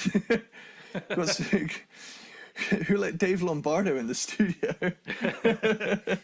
But yeah, it's a chunky album, and it's catchy right off the bat. I mean, they had some hooks even at this point, Blue, Floyd the Barber, About a Girl was I think his attempt at writing a Beatles song or something. He tried writing something in that kind of vein. Yeah. And I feel like it's an impressive early grunge album. But for me, It's side probably A, the only one that I would call grunge out of all their albums. yeah, that's a fair assessment, really, because it's the only one that really has that real early, very dirty sound. In Utero's got its moments, but this one's like, I think I feel a little bit different now. I do think that there's a sound that I equate with grunge, but I think as I've gotten over the past few years, I think I've started to understand what grunge is as a concept and not a sound, and so That's how I've always viewed it. I sorry, I cut you off there. no, yeah, I was gonna say, like, deep down, I always knew, you listen to Soundgarden, Alice in Chains, Nirvana, and Pearl Jam, 4 completely different bands yeah, that came from the same place and all hit it big at the same time, yeah, but they had the one common, like, denominator of looking stripped back, sounding stripped back in comparison to what had come before. I Yeah. mean, it wasn't hard to be stripped back from what came before, because what came before was the most overblown as possible, as big as possible thing. yeah, And like, I don't have, and this is someone who is a huge hair metal fan. I don't have the bitter hatred for grunge that people who entered the early 90s who loved that music have for grunge, because I was playing, for a long time, my entire, evening would consist of come home from school. Is it going to be San Andreas or is it going to be Vice City? Am I in a 90s mood? Am I in an 80s mood? yeah, I didn't know anything about the 90s, could the 80s and stuff like that. yeah. And I was just like, I really enjoy this. I really enjoy this. I'd be just as likely to be yelling out the lyrics to Yankee Rose as I would fucking them bones. So Yeah, yeah, I'm and basically like the best person ever, I guess. yeah. Yeah, I'm similar, but I really think that I've always said that I think that my outlook on it is because of my exact age, just Yeah. because I was was old enough to be getting that 80s stuff, but also young enough to where I was impressionable enough to have that 90s stuff also resonate with me. And I didn't really draw any line, but when it comes to like grunge, I've almost gotten to the point where I'm like, I feel like every alternative rock band that has a harder edge it can be lumped in with grunge. So I almost feel like, because the idea of it, because you have a band like Pearl Jam. Pearl Jam's first album is way more of just a straightforward rock record than what Nirvana or Alice in Chains did, which means that you could also probably pull in like Jane's Addiction into that. And even though Jane's Addiction isn't considered grunge, but I'm like, if they had come out a little bit later and been from Seattle, they would have been a grunge band. And so it's just it's so I've started to look at it like, yeah, there is like that Seattle sound grunge that like when I listen to Tad and I go, this sounds like fucking grunge to me. Yeah. But then that's just a sound, where the thing that it became is which is why probably I kind of like music terms like that, because they can evolve and they can include different things, which is why like I still will consider Metallica a thrash band. And I'll be like, well, Load was the album they did when they didn't do the same kind of music that they did before, but I would consider them a thrash band. And it's like, well, these bands create this world of all of this shit. But at the end of the day, it's like, I feel like at their core, I don't know. So the grunge thing is the same way. I don't know where I'm going with all this, but it's just my brain starts moving and I'm just like, it really is, I'm not going to get in anybody's case for calling Candlebox grunge, because I'm just like, well, I mean, it is. So, if we're talking like an era, I would say 88 to 94 is the grunge era. Like, really, you get the odd demo pop up between like 85 and 87 that foreshadows it, but I would say the thing that pops in my head is like the first landmark grunge thing is the first album by anyone from the big four of grunge, and that is Ultra Mega OK by Soundgarden. And you can hear the melding of the old school metal influence and the punk influence just coexisting. So like, you'll get Flower, All Your Lies and Beyond the Wheel, and that is just like textbook grunge. I mean, you could trace it back to the back half of My War by Black Flag, because they were just like, punk's all about, this is another thing, it's like Nirvana had their middle fingers in the air to the supposed people they began to attract, and Black Flag were like, why do punks have to shave their head? Fuck it, we'll grow our hair long and write slow songs. And with that is born a classic, It's, just bold choices like that, whether it be down to something as material as the image or the sound of the actual music. That's what it at the end of the day, it comes down to vibe, really. But that's a good reason why I shy away from doing genre related stuff on my channel, or now like on Old Head Radio. I do, my shit is just like all the shit all the time.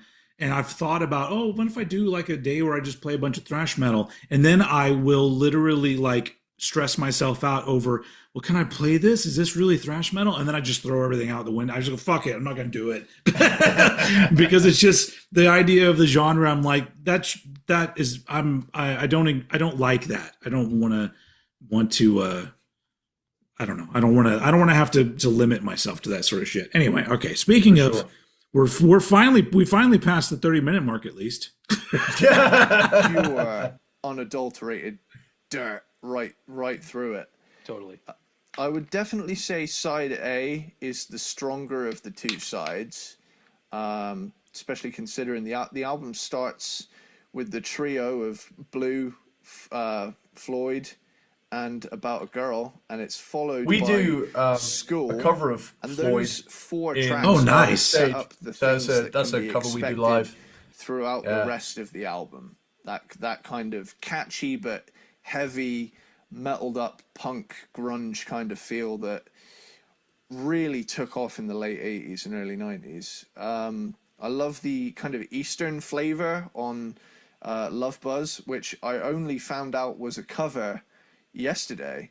Oh, I had- really? The origin, I had the no original idea that sounds was a even cover. more I always thought Middle Eastern kind of Love thing. Buzz was just an Yeah, original song. proper psychedelic. And Yeah. I only just found out yesterday, after years and years of hearing it, that it was a cover. Did you go seek out the original to listen to it? Yeah, it's like full on shrooms music. It's really cool though. I like it. It's very 60s. Paper Cuts, it like that one I love. Feels like a deranged man about to snap, and it's got an almost Alice in Chains kind of vibe to it, and it sounds almost like something I would come up with. I also feel like that may have my favorite Kurt Cobain screams on it. Like they are hauntingly brutal sounding, and it's pretty great. Yeah. Coming back to support the heaviness of that one is Negative Creep, which is what I would possibly consider at least top 3 heaviest songs they've ever written. Yeah. That one is almost thrash for me. That kind of dun, dun, dun, dun, dun, dun, dun, dun, dun, dun, dun, dun. It's almost like Ride the Lightning. Now that I kind of mouthed it back to myself there, it's got that dun, dun, dun, dun, dun, Maybe dun, somebody dun. should do a mashup of those two songs. That's literally what I was about to say. I'd love to hear Younger that. old head. Yeah, it's followed up by Scoff, which is probably my least favorite song on the album. It's a little repetitive for me, although I will say it's nice to hear some double kick on a grunge song, which is something grunge didn't do very often at all, if that.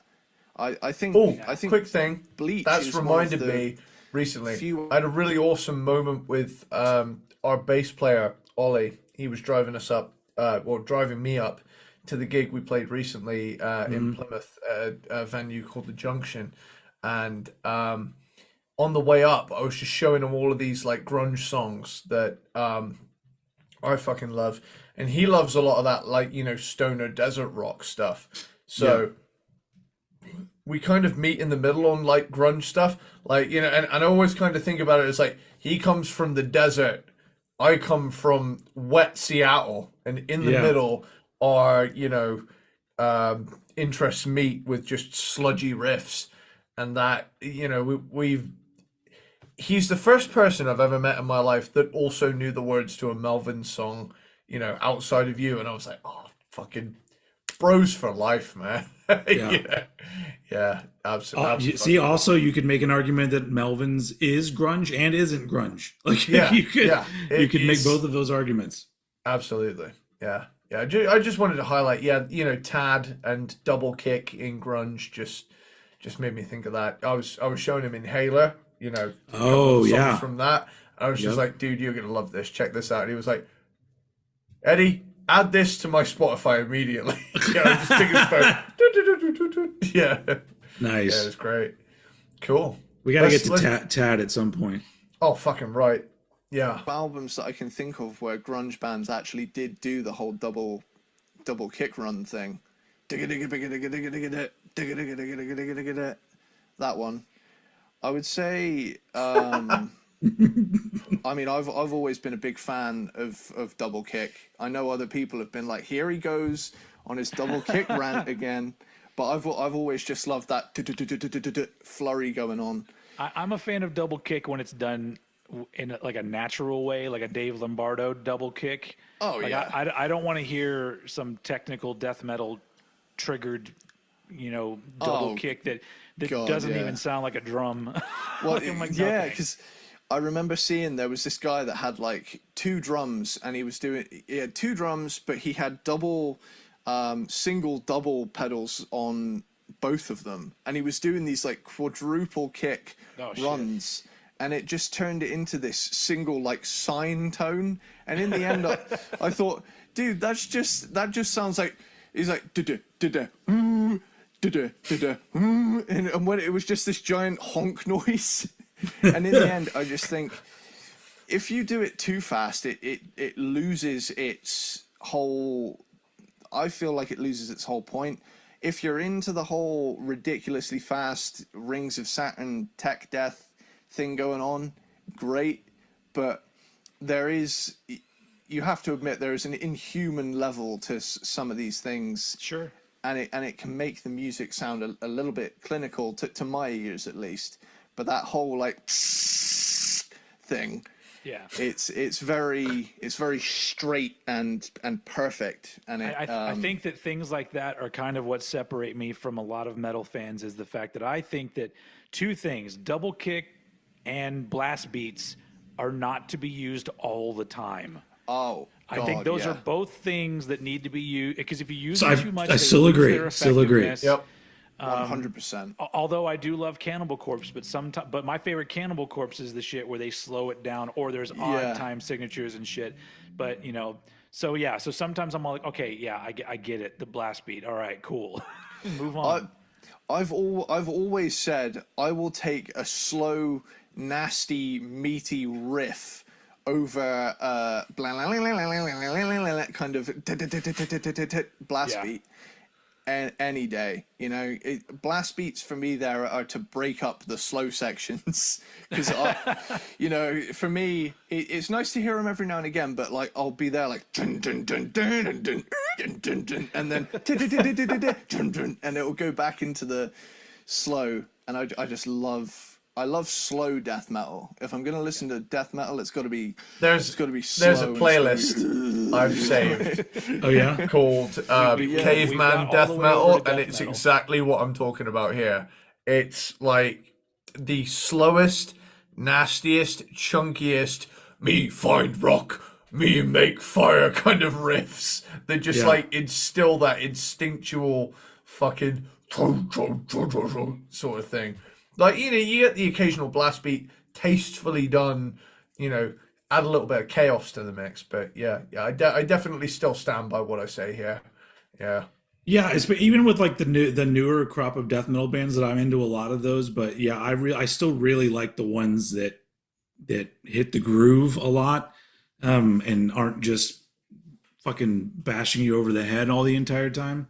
Yeah. Speaking of which, I have yet to listen to the new 200 Stab Wounds. Oh fuck! album. They're a really great example, because there's songs on that album where I'll hear a riff and I go, that is not death metal. Like they take just whatever angle they want with a death metal track, but then there's some shit that's very much death metal.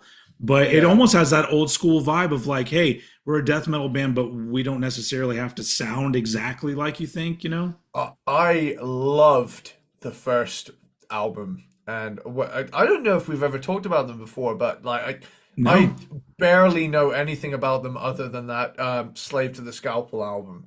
Yeah. But like, I just remember hearing it and thinking, oh, this is a good sign. This is good. I like. I also really like the vocals, because they're not the grunty. It's a really interesting, almost in the middle. Like there's a little bit of like leaning towards the John Tardy side of things, but then there's also still like a guttural thing going on. It's like, and his vocals, his words always sound really wet.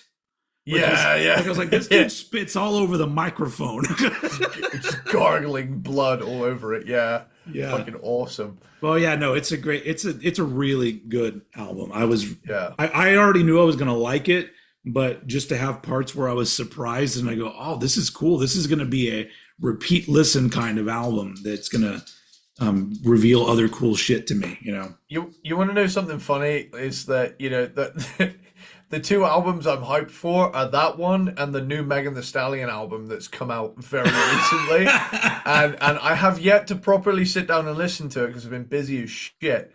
But I've been fucking right. I'm gonna say this now, right? As a metalhead, some of her rhymes give me the riff face. Like she has this certain delivery that a lot of other rappers don't have that just makes me go, oh. I'm fully on board. She's a Houston girl, so she's from the town I live. So it's like, you know, I hear her shit all the time. Just going to the grocery store, people will be driving around and I'll just hear Megan blasting from people's cars. She's just pure confidence distilled in a woman that like can just, there's just something about, you know, and this is not me just taking the, you know, I'm a guy, sex sells thing. She has completely and utterly reclaimed and spun around the female sexuality thing, where it's like, you know, I hear her rapping and I'm like, yes, ma'am. you know, it's just fucking, it's awesome, you know? And I just, it even down to like the combination of whoever might, you know, make a beat for her, and her delivery is just, she is the lady rap equivalent of an obituary riff, where I'm like, oh, oof, damn, Also, for big albums for this year, you can't forget about Slope. You got into them as well. Yeah, it's been a good year. It's been a good couple years, you know. The 2020s have been a promising time. Before we continue, however, we're gonna do another. I'm gonna take a leak. Okay, I'm gonna get a refill while we're doing that. Cool, right on. See you in a bit. Guess who's back? Back again. Eddie's back. Tell some man. I ain't gay, but $20 is $20. All right. I decided, because we're like only halfway through this episode, so I was like, you know what? Holy shit! I'm gonna step up. I'm gonna step up my game here with this hard soda, pineapple hard soda by Jarritos or Jarritos. I like Jarritos or Jarritos. Their guava one is real good. We got a burrito place that does their fizzy drinks or sodas, as you call them. That I really fucking like the guava one, the pink one. Damn, dude, that's good. This is my first time trying their hard soda though, the alcoholic. I didn't know they made alcoholic sodas. This one, like, we had a family gathering yesterday, and a lot of times, you know, like you get like party favor bags for the kiddos. Yeah. They'll often be them for the adults, and the men always get some alcoholic beverages in their bag. So I'm actually getting to try this. It's really good. Like, this is like holy shit, I might have to go buy some of these. Nice. I've recently found out I can buy Blue Moon, the beer. Oh from Asda, so that's good. Only thing is that they don't come in big cans; they only come in like Coke can sizes. So I'm like, oh fuck, okay. But like honestly, recently, like I say, we played a gig. Us, as in Sage, played a gig at the Junction in Plymouth, and I love playing the Junction because whenever I go there, I get free Blue Moon all night. So I get nice. Fuck that. Yeah. Nice. Yeah. It's good fun. I love playing there. So yeah, we're essentially at the halfway mark of the episode. So we'll keep things. I'm all like, there must be some tangents going on in here somewhere, because like we're already at number 2. So let's see what. Go ahead. This will probably beat the record for longest Cranked and Ranked episode. Could be, but it's worth it for an anniversary episode. So Absolutely, yeah, yeah. and I hope everybody out there is enjoying this. So let's continue. Yeah, we need to rein it in and get back to the grunge. But yeah, where was I? You were on the second half of Bleach. Cool. I got up to Swap Meet. Here we go. Swap Meet's got a cool feel that throws you off a little bit at the beginning, and it tends to bamboozle me a little bit every time I listen to it. Like you said earlier, sorry, I skipped a track there. Mr. Mustache is like a demented roller coaster ride with a gnarly. It's almost that one I liken almost to a Mr. Bungle song, with its like kind of thing going on. It feels almost kind of circusy, and that's what gave me the Bungle vibes there. Sifting, like you said earlier, it to me seems like a more in-your-face version of Paper Cuts, with a little bit of track 4 School thrown in there for good measure.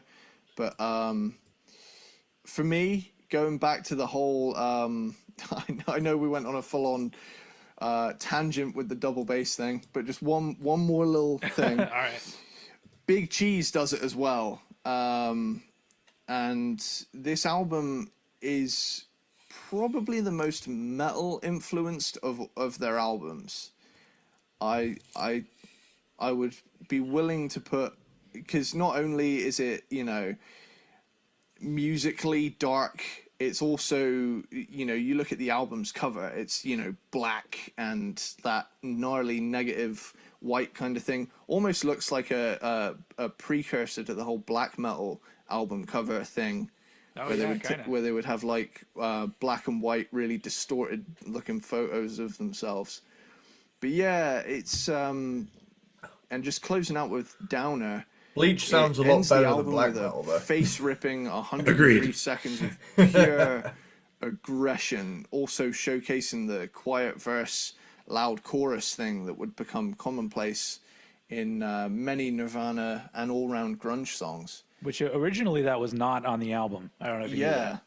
There it is. I almost feel like eventually, like when I die, if I don't want to be buried, but if I did and I had a tombstone, it'd probably just be like, actually, that wasn't originally on the album. It'll just say that below my name. Here's what he's known for. He's known for pointing out that tracks weren't originally on albums.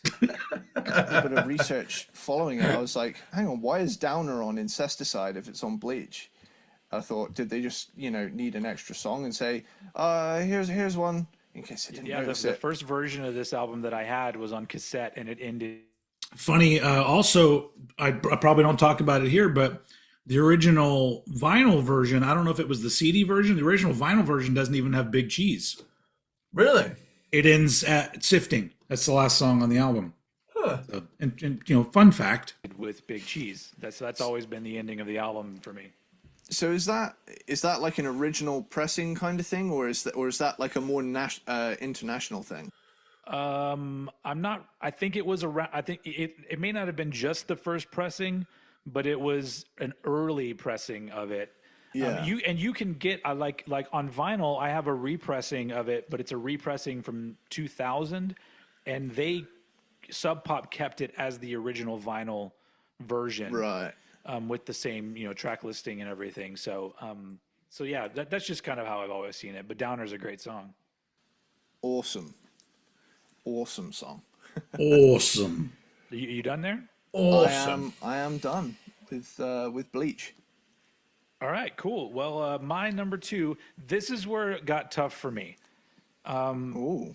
Doing these last 2 albums is really tough, but still is. May change. I may go back and listen to this podcast months from now and go, "Oh, Steven, what the fuck?" But my number 2 is In Utero. I'm still on board with this. Now, the weird thing about this is that this is my favorite Nirvana album, and I put it at number 2. And when I get to, obviously, Nevermind's my number 1. We'll get to why. It'll balance it out. But I love this album because it is the most diverse Nirvana album while still sounding like a cohesive statement to me. and it's got so many great songs on it. It was one of those albums that it was probably my first taste of being really into a band and them putting out an album that challenged me a little bit, that didn't just give me the same shit all over again. And so ever since then, that's kind of been the high water mark for every band. Like, if I love an album that you did, please do not give me a redone version of the same fucking thing that you already did. And it started with In Utero, because In Utero, like, obviously, like you said, it was a reaction to the more polished and boundary crossing shit that they had accomplished with Nevermind. But it's still got such great songwriting. I mean, we talked about Scentless Apprentice, which, funny enough, I think it's so cool that song basically built off of a Dave Grohl drum beat, and then Kurt wrote the riff on top of it. I mean, that's really fucking cool. It really makes me sad, because I'm like, man, what if the next album they had done more tracks like that? Like, I don't know. It would have been cool. Anyway, so the big one for me on this album is All Apologies. And this is a song that, like, I've always really loved. Agreed. Years have gone by since this band was a thing, that was new, and Kurt Cobain is gone. And every time I listen to All Apologies, it just sounds so much like it's supposed to be the last song. It's weird. It feels like a song that would be playing when the end credits are rolling in a movie. 100%. Like the adventure is over. Here is, thank you for coming. Here's the credits. But it's a haunting song. It's such a beautiful song. I prefer the In Utero version over the unplugged version. But it's a very powerful album to me. Honestly, Rape Me is the low point on the album for me, because, like you said, I feel like it is just him trying to push buttons. And I do get the sentiment behind the song, but the songwriting on that one isn't strong enough to carry the weight of what he's trying to say. But overall, at this point, it's a fucking classic song. Once again, he's ripping off More Than a Feeling. Weird to put it on number two, but when we talk about number one, I'll shed some light on that. So go ahead. Cool. I'm guessing we have the same number one, right?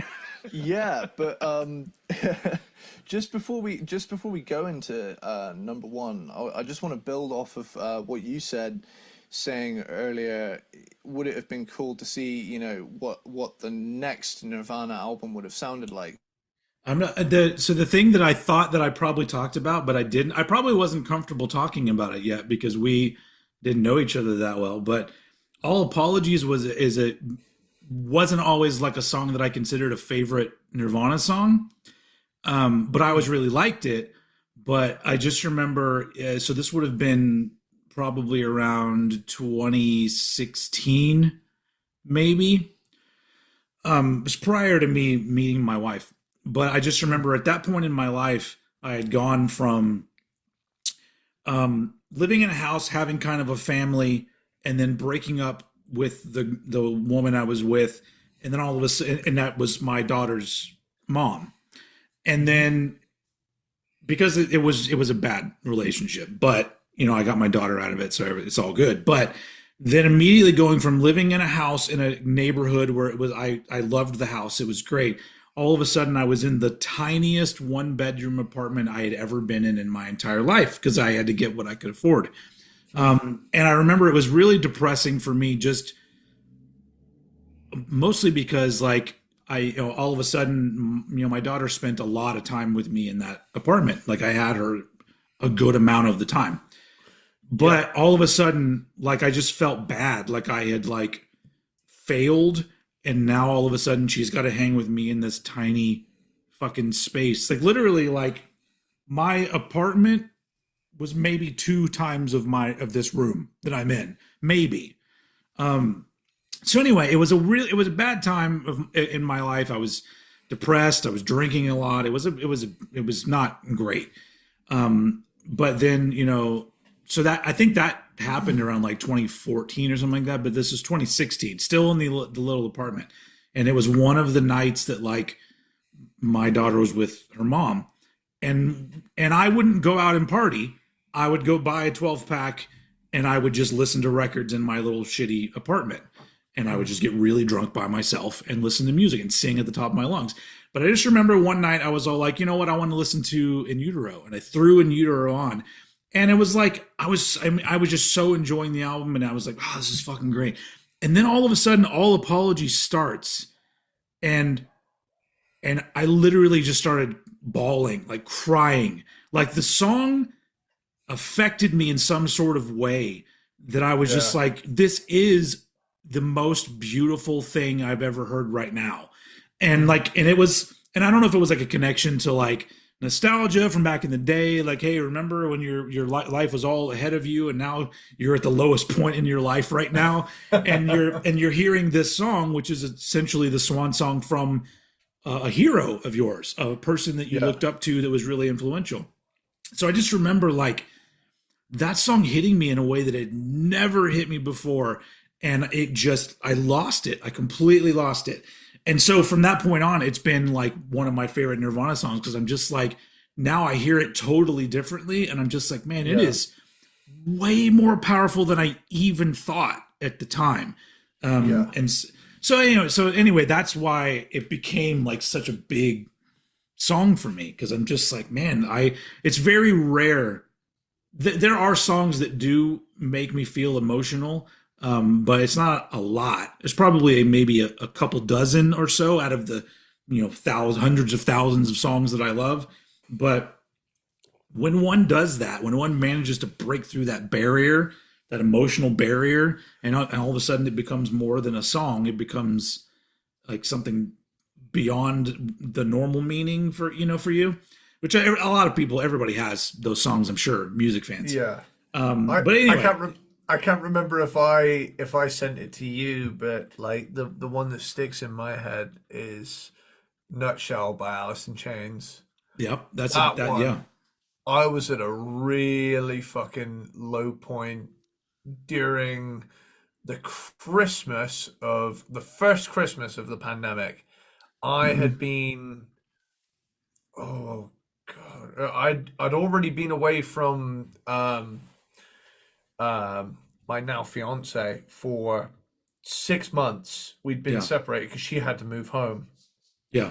And I had been doing nothing but bouncing demos off and sending them off to Callum, who's the front man of the band I'm in. Yeah. And we were early days yet. He was weighing up, am I going to do the band thing? Am I going to join the army? He was like one of the two. And oh, really? Yeah, his family, like he was doing a Jason Everman. He was going to do one or the other. And thankfully for me and for Sage, he chose the music route, because in me, he'd finally found the person who was on the same page musically. He'd been in so many bands where either his bandmates' drug problems were too bad to get anything reliable going forward, or they just weren't musically after the same thing. But I digress. Anyway, I remember it was, oh God, it was like the Christmas of 2020, and I had done nothing but just sit in front of a computer and work in a grocery store for like 9 months, and it was finally driving me crazy.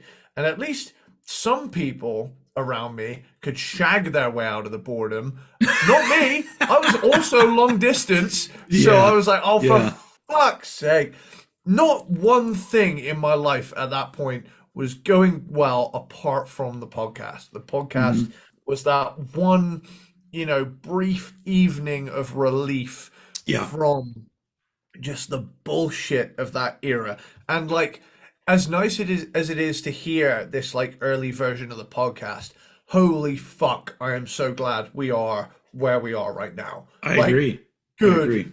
God, the pandemic was so shit for me. Like, and I get why you loved it. Lockdown. I completely get why, and I'm insanely jealous. But like, I just look back on that whole era of, oh my God, I am in the worst position right now. And I remember it was like the 5th day in a row. I did like a 9-day straight stint of full on retail, 9-hour shifts every day, and then I had another 2 days straight after Christmas. So I had, I think it was like a 7 day streak of just 9 hour shifts where it was like a late and then an early, and then a Yeah. late and then an early. So I would have the morning, go to work, sleep, go straight back to work. And my hours were fucking horrendous. Here's my Tesco rant. So, yeah, basically that entire Christmas, as of, the start of that week and the end of the following week, that was a fortnight of me getting fucked up on Baileys and just, I became old Greg basically. But basically that largely consisted of me either working on music, playing GTA San Andreas, but the entire time I was absolutely fucked on Baileys. There was a consistent stream of Baileys going back into the fridge that I would like finish the night before. And it got to the point where like I don't know what it's like over there. We have Boxing Day in The day after Christmas? the day after Christmas, yeah. Yeah, that's not a thing over here. So I'd always been used to basically double Christmas, right? You get your gifts on the 25th and you party on the 26th. That had always been the case. Yeah. This was the first Christmas where I was like, oh, fuck. I've still got to go into work tomorrow. And I know that's like a novel concept for a lot of other people who do work Boxing Day. I get that. Yeah. But like just that one final blow after 7 straight days of retail. And I'm not gonna lie, Christmas Day is not a day off. Christmas Day, you still have to be pretty on for. It's cool to get nice things. It's cool to be around loved ones. But Yeah. for me personally, it's still a very on day. I still need to put on like a thing, and by the end of it, I'm fucking exhausted. Boxing Day always was that relief day where you get pissed up, eat snacks, and watch movies and play board games and shit like that. Yeah. I didn't even have that Christmas. And then finally, at the end of it, I still had 2 more days after that. And by the end of it, I remember by the end of that entire, like, and bearing in mind, this was the height of the second lockdown and people were horrible to retail staff for just trying to make shit work, right? Yep. I remember filling up the banana stands with an entire barricade around me that said "Do not enter," and a guy straight up walked up to me, opened the barricade, and this was still when the virus was pretty scary. Walked straight up to me, grabbed the banana from the other side over me, took it, closed the barricade, and walked off. And I looked at him, and I genuinely went, "Am I the only one who saw this?" And then by the end of it, I remember I ran a shower and I put my phone on shuffle, and the first song that came on was Nutshell, and I just remember sobbing in the shower. Oh, like, yeah. I can't fucking do this anymore. Yeah. So yeah, back around to Nutshell, and then I couldn't believe it, Nutshell, and then Black by Pearl Jam. I was like, oh, for fuck's sake. It's like that bit in Shaun of the Dead where he goes, who the hell put this on? It's on random. Yeah. Yeah. If you leave me now, take away Fuck's sake, John. Yes, please, mate. part of me. Ooh, no, baby, please don't go. Anyway. And I know we're still on a tangent. Just to lighten the mood a little bit, there's a hilarious scene in GTA 5, still the most recent GTA, where Trevor, the psychopath killer guy, falls in love with the wife of a powerful man who he's kidnapped and is powerless to her. He loves her. And that, like, when you're driving him back, you're so used to him being a cold-blooded nutcase. He's just sobbing like, please don't go. And like that song is playing. He's like, I have to. It is for the children. It's so funny. Yeah. But yeah, like I say, back to it. That was my I feel like we both bared our souls there, so it's good. Yeah. Happy 4th anniversary. Happy 4th anniversary. Say in 95 or 96, do you think they would have gone down the more acoustic route with songs like Dumb and All Apologies a little bit? Or do you think they would have gone even heavier into their thing. Because I know they had You Know You're Right recorded after In Utero, wasn't it? Yeah. Yeah, I don't remember how long after, but yeah, it was after In Utero. Yeah, because they recorded it, but I think there was like a dispute between the members of the band and Courtney Love, and Courtney Love said that the song doesn't deserve to be buried in a box set, which is what they were going to release it with. She didn't want it to be buried in a box set, so she wanted it to be its standalone thing. To be completely honest, I really hope that one day they release a collection on vinyl and whatnot of all just the original studio recorded songs, because every collection, as much as I love hearing Kurt Cobain playing into a boombox in his bedroom, I want the meat of it. So I want all the B-sides. I want all the studio original tracks. I'd like them to all be put out on one collection. So this is clearly before I spent a shitload of money buying the original vinyl singles of all of these. Because now I have them all. I have all the 12-inch maxi singles of every Nirvana single, including two versions of Heart-Shaped Box, I believe, because they have different B-sides on them. But that's just me. That's where my money goes. It goes right back there on that wall. For the podcast listeners, you know what it looks like. It's a bunch of fucking records. By the way, this is fucking great. Yeah? I want to go try all the Jarritos hard sodas now, because this is fucking delicious. Yeah. I love it. It's a pineapple one. I guess I just love pineapple. I don't know. It's like having a little... I love pineapple. Pina colada. Pineapple's a great fucking flavor. I love it. Yeah. All right. Okay. We're getting there, folks. Because there's so much good shit that just never made it on albums, or it was on a 7-inch that you can't even fucking find anymore, or something like that. Yeah, like record store day pressings and things like that. Rare finds. Yeah, I 100% with you. So, so to answer your question though, honestly, if you follow the trajectory of what they were doing, how they made 3 albums and neither one sounds like what was expected.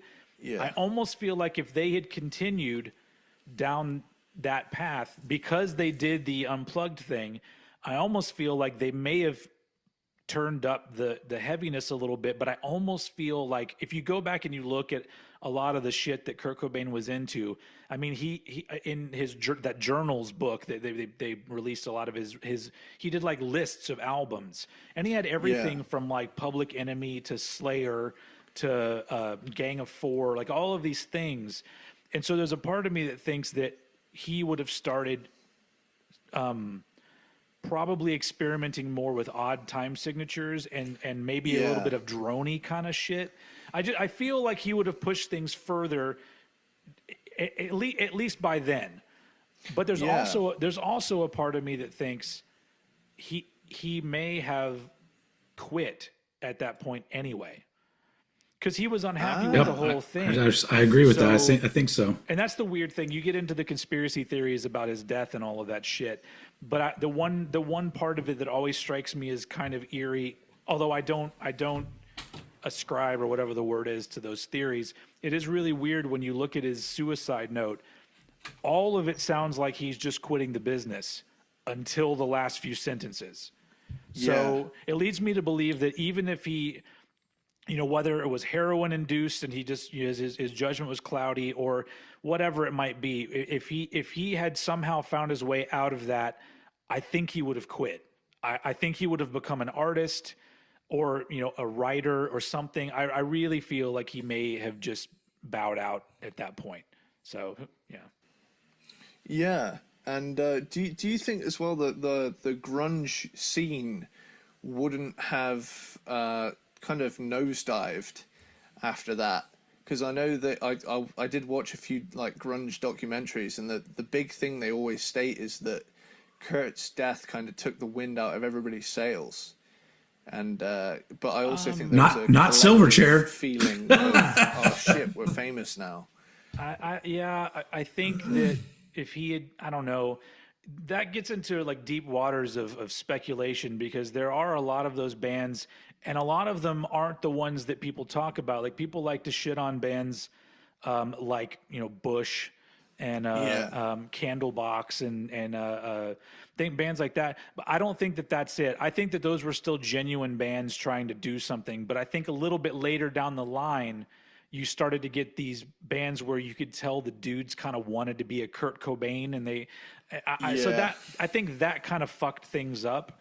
But let's, just like with any scene, once it gets oversaturated with so many bands, I think it would have died no matter what. But that does bring. Well, actually, we'll get to this with Nevermind. So if you want to finish up what you were saying. Cool. Yeah. No, you pretty much covered it. Yeah. So we've both got Nevermind as our number one. Yay! Cool. Do you want to lead this one, or should I? No. I want you just keep the rhythm going. It's your turn. Okay, cool. It's definitely got, in my opinion, the best production of all their albums. It sounds huge. I love the vibey parts, like "Come As You Are." Many of these songs need no introduction. So many of them are iconic, not only in the grunge scene, but in the rock scene as a whole. It Smells Like Teen Spirit, In Bloom, Come As You Are. I just want to come out. I just want to come out. Well, I'm glad you did it here. I just want to camp out on Come As You Are for a sec. Now, this is going to be your song, your flange the or whatever. Core by Stone Temple Pilots are 100% responsible the chorus or for whatever. my unhealthy obsession and love for the chorus effect on guitar. I will put that fucking thing on all of my tracks if I can. Is that I love it. Is that the same thing, flange and chorus, or am I mixing up two similar things? Flange and chorus. The way I describe it is flange makes it sound like there's an airplane in there, and chorus makes it sound watery, makes it sound wet. Okay. Yeah. All right. Yeah. I don't know why. Like, I thought all of a sudden I was like, wait, is that two different words for the same thing? But I guess not. I'm also not a gearhead. So the words, I was in a band in the early 2000s. And I remember I had this bass player that was in the band with me who was kind of a dick. And he would get on me about everything. And one day I accidentally pronounced flange as flange. Yeah. And he's like, that's so stupid that you said flange. And I was like, well, what does RANGE spell? Yeah. I'm sorry. I didn't know that there was I don't ever use it. So of course I don't know how it's pronounced. Yeah. Thank you very much. I quit that band not long after. I love how it gives that kind of watery vibe, and I'll always associate any guitar with a chorus effect sound on it to seeing the video for the first time and seeing the gun floating in the water, and it's like this really pretty blue, and I love that video. Nostalgia trip for me whenever I. It's a great video of its time. It's very 90s alternative, Yeah, and it just always resonated with me, and I just love that it just makes music sound so wet and vibey and chill in a jangly psychedelic kind of way. So that's my little tangent about it's true though, like that's why you'll probably that is a song that, like, I know it like kind of kicks off and and I swear that I don't, that heavy bit. Yeah, I still consider Come As You Are as a song I would chill to, that. Yeah. And it's funny. I could listen to like a 10-hour loop of that and just like absolutely mellow out. Yeah. Yeah. Which that's another one that people claim he ripped off from something else. Is it a Killing Joke song, I believe? 80s by Killing Joke. But I feel like, 80s by Killing Joke, I listen to that and I'm like, yeah, it's a fucking stomper, fucking party punkin' song. Whereas Come As You Are, I'm like, yeah, man, let's just fucking vibe, bro. Well, I've said this many times on our podcast, but as a songwriter, I understand the difference between stealing something and unknowingly being influenced by something. And with Come As You Are, if Kurt probably knew that song, he probably knew the Killing Joke song. I think he was into Killing Joke. And Yeah. so it was probably just in his head. And he wrote this riff and he's like, that sounds pretty cool. And Yeah. and he probably didn't even question it. So like when people use those terms, like, oh, he ripped it off, I'm all like, I don't think he did. Like being influenced by something and it somehow subconsciously, gets into something that you create, that's a different thing altogether. So Yeah.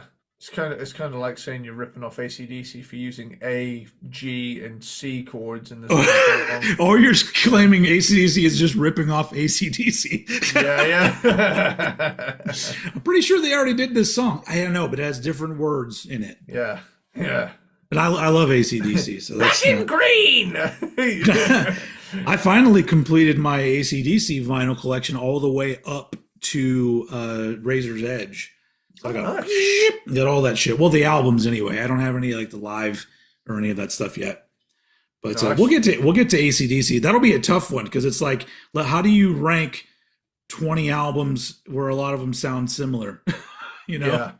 Yeah. I feel like, AC/DC is to rock as Motorhead is to metal. And it's like those two bands we have on our list, but we're like, how the fuck are we going to approach That's an ordeal. that, man?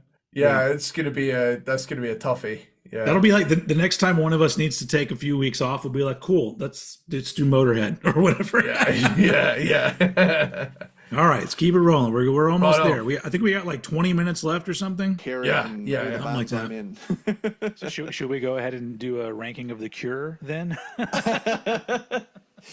They use that quite True, a a bit. lot of chorus Hell and yeah. some Cure music. Yeah. Yeah, so just going back to the track listing, sorry, I got kind of sidetracked there. It's just, whenever I get the chance to talk about chorus, I just go on a nerdy rampage. This is a safe place. You can do that here. Thank God I finally belong. Breed is fucking wicked. It's a full-on mosh pit song. Lithium is similar to In Bloom, but it stands out as its I always own love how entity. in Breed the To bass is me, so it's fucking got kind loud. of that Yeah. quiet, I love that. loud, quiet, loud, and that could be said for all Absolutely. of the songs, really. But Polly, the dark acoustic ballad track, it's not my favorite, but it's still a good song. Territorial Pissings is like an even more aggressive version of Breed. I think the guitar was recorded through a distortion pedal and straight into the desk, I think, which is why it sounds... I think you're right, yeah. Yeah, which is why it sounds so insanely distorted compared to all of the other guitars on the album. Like, outside of the context of the song, it'd sound horrifying, but in this case, in this particular song, it just works. I feel like every kind of guitar sound has at least one song where it'd work. For me, going on to the next track, the highlight of Drain You is that middle section where it just goes really weird and experimental sounding, and you'll never guess what effect they use on the guitar. Oh, I wonder what it is. Chorus. Absolutely love it. Oh, I just... Especially some of the tones that they use chorus on this album, they just sound so huge, and it elevates them To this an day, even higher I'm still plane. a passionate defender of chorus, and Yeah. granted, you probably wouldn't use it on like a speed metal riff, but I think whenever things need to go low and chunky, I think it's always welcome. It adds like an extra dimension to it. Yeah. And I've been, I've recently been begging Callum to put the chorus pedal back on his pedal board, and he said as soon as he gets the new chorus pedal or whatever it is, it's going back on there. But yeah, it's just one of those things that adds so much for such little effort. So another one that sticks out in my mind is White Wedding, like that.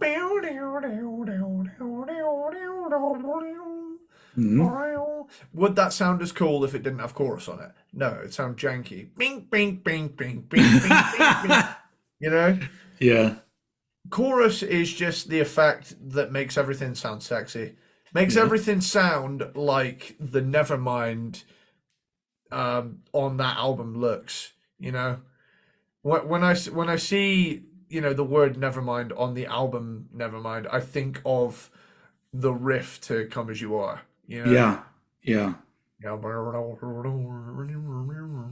It almost makes it sound like a sitar in a weird way. Like, Yeah. not quite sitar, but it always had that psychedelic element to me. Yeah. That's why I love Core by Stone Temple Pilots so much. Yeah. I'm on a tangent. Reel me in. Also, I didn't think about this until just now. So what we're listening to here, we're not actually even this good because I went through and edited out all of the dead spaces, and Yeah. if any of us had like a weird sort of like we lost our train of thought, I would go in and I would remove all of that stuff. Yeah. So this is actually a better version of what we were doing at the time. Yeah. So because I really cut it down. I used to do that all the time. Now I don't because we've gotten better at doing it. Yeah. But there was a lot of editing involved back then. We're real comfy now. Lounge act. Yeah. Awesome bass line. Really shows off. Is it Christ or Cursed or Christ? I don't know how to say I believe it's Christ with a T on the end of it, so Christ. Cool. Christ Novoselic, it really shows off his ability because the guitars in that song comparatively aren't as high in the mix as they are, or at least to my ears at the time. The bass really stands out on that song, That's a good thing to bring up. I'm surprised that we haven't mentioned Christ yet because he's such an unconventional bass player. Yeah. And on all of the albums, if you pick out the bass part, a lot of times he does things that I think a lot of bass players would not do. Yeah. And so he has his own. It's so funny how I was about to interrupt it to say the same things that I'm saying in the episode. Because like that's what something that's so amazing to me is the fact that if you take the song Lounge Act and the riff that Kurt is playing is just and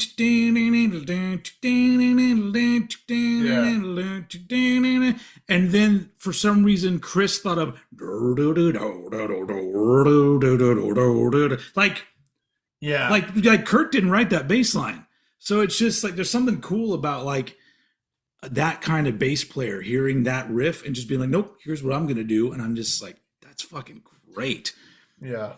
Anyway, okay, we'll continue. Unique style, and as a bass player, I always that's try to fucking write hard. different It's hard bass lines carve to a out riff. your own Yeah. style as a bass player.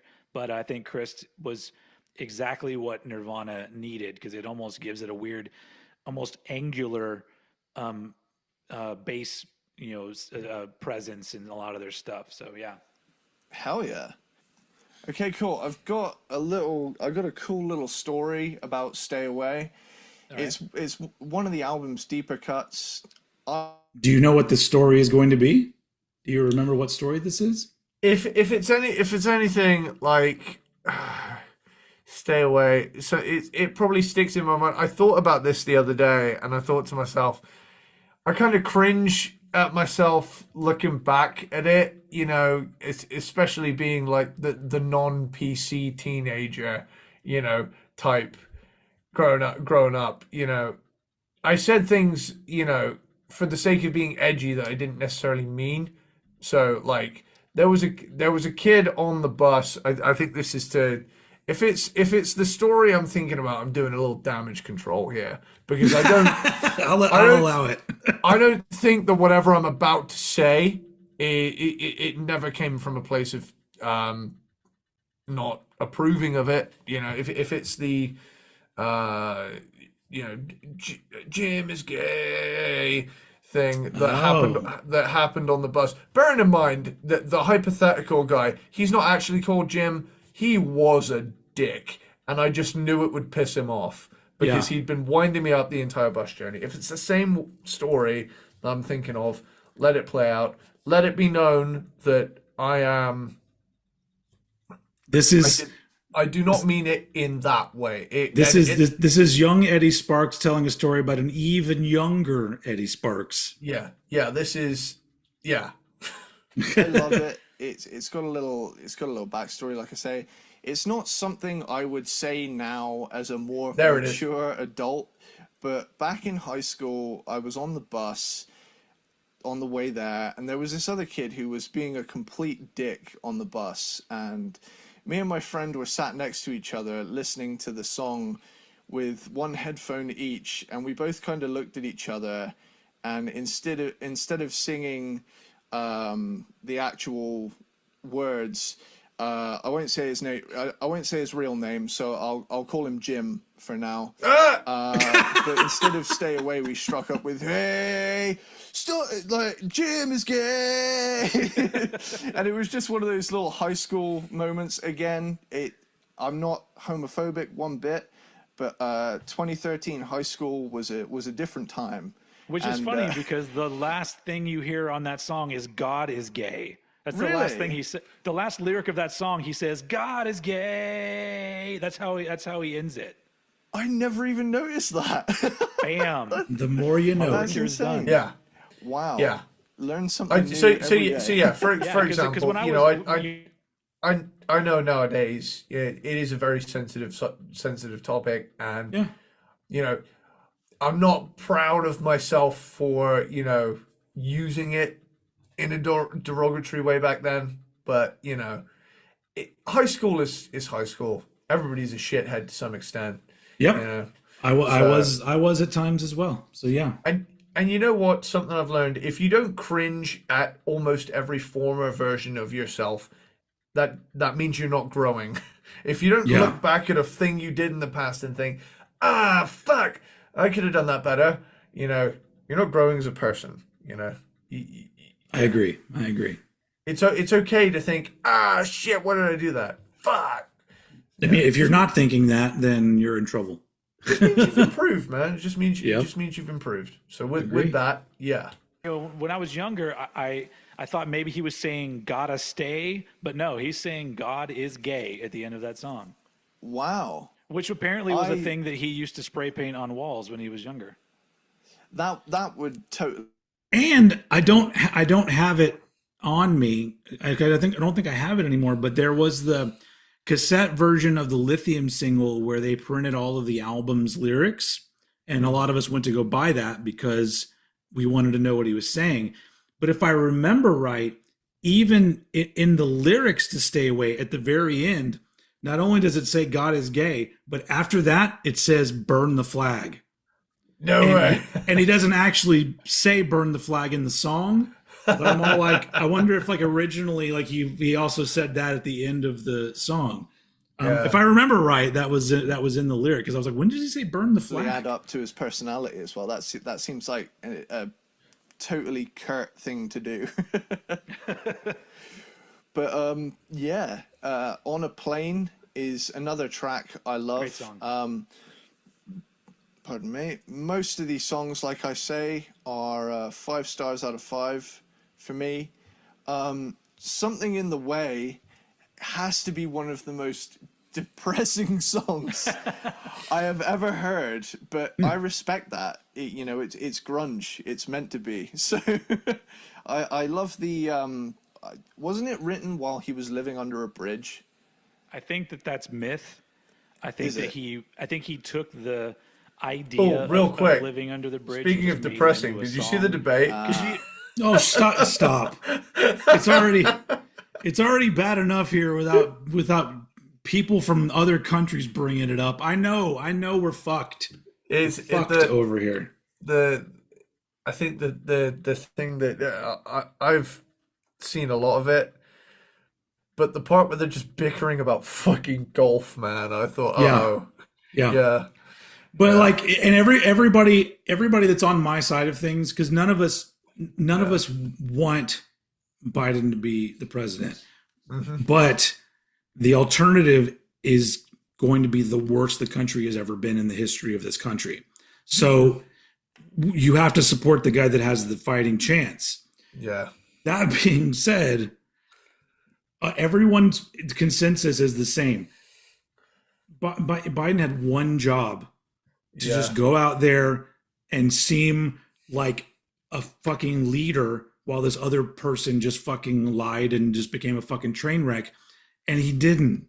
He seemed like an old dude who was out of his depth. And it's just fucking depressing. It's depressing that I'm sorry to bring up politics, but Eddie did it, and I didn't do it. But it's depressing. It's depressing to live in a time where we have a system where we have to choose between the lesser of two shit choices. Like you have to do that because, and I'm sorry if people feel differently, because there's a lot of people that are like, oh, I'm not going to vote, or I'm going to vote for a third party. And I'm like, well, then you were voting against women. You're voting against LGBTQ. You're because like two-party system, isn't it? Because literally the plans that Trump and the Trump type people that he's going to surround himself with, they are all about just creating a white Christian nationalist country, which is a fucking nightmare. Be a fucking nightmare. Anyway, sorry, this is going to solidify this to right now. 4 years from now, we're going to come back and we're going to watch this. Yeah. And I'm going to be like, did shit get any better? Tell me 4 years from now, old head, did shit get any better? And in order to do a podcast, you have to be quite smart. And all right. We've got only 18. You can't hit a ball 50 yards. I always love how he's always playing the accordion too when he talks. Yeah. He does that a lot. I don't know what this is. It's his version of this where the people would do that with their hands. Yeah. I did not have sexual relations with that woman. Anyway, all right. It's one of those things where over the years I've read a lot of books about him, and I've read a lot of books about him. They're great people. Really lived under the bridge. I think he hung out under Nobody there. has So I think read it's as many probably books just about him idea as me in the feeling history like of books. You were so done with wherever you were that you were fine with having your home, under a bridge somewhere. We had to talk with old head. He's very old. He's very head. This is the last track again. He is the oldest head of Endless any old Nameless, head. otherwise known as the bonus track. Actually, to me, it sounds like something from. I know I've mentioned them before, but this reminds me of a song from Disco Volante by Mr. Bungle. It's fucked up and really out there. The first time I heard it, it scared the shit out of me. And I also feel like this was, in some way, an inspiration for Mr. Bungle. They have the best jump scares. Pills by Pantera. That the Really? the really weird track on Far Beyond Driven. Yeah. Like kind of the really weird guitar effects that the whole production on that song and some of the guitar sounds really reminded me of that Far Beyond Driven track, and I was really listening to for, like, other myself things I could speak spot. really reminds me of how this is neurodivergent why I actually am. Like, I guess That's both of us. it's like I just hone in and like really listening to myself speak back. I'm like, this is not the average conversation that happens between a normal person. But it is the conversation that we would be having if we weren't doing a podcast. And don't get me wrong, I love every second of what we do. Yeah. But it just really highlights to me, it's like if I spoke to, Jim walking down the street, he wouldn't have a fucking clue what I'm talking about. Like, it's just, we're so deep down this rabbit hole, and Nevermind is not deep down the rabbit hole whatsoever, but we love it so much. It's just, we can't help but overanalyze things. We can't like things normally. We just have to go all in, Yeah.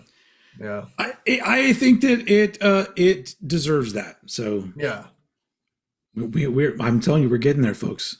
Yeah, 16 minutes left. Us having these conversations is cool because I heard, Far Beyond Driven after Nevermind a few years later. And so Yeah. that connection for some reason never was a thing that hit my brain in that way. And it's just because depending on how you heard those albums, I guess I don't know, it's different the way we soak up music and the way that it hits us. And so that's really interesting that you heard that. Yeah, it's just one of those things that, I only really picked up on it yesterday when I kind of noticed one of the song itself, Endless Nameless, is like 6 or so minutes. So there's little parts in there that sound like it, some less so, but there was definitely a guitar sound in there in particular that I picked out, and I just thought, this sounds a lot like something else. What is that? Yeah. Is that Pantera? Is that a Pantera song?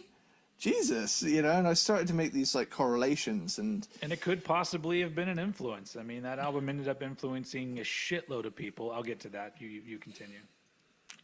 Yeah. Now, to be honest, you can carry on because that's pretty much what I've got for. Well, We had a chat with Dimebag. Here's all the dimes, all the bags. Endless Nameless.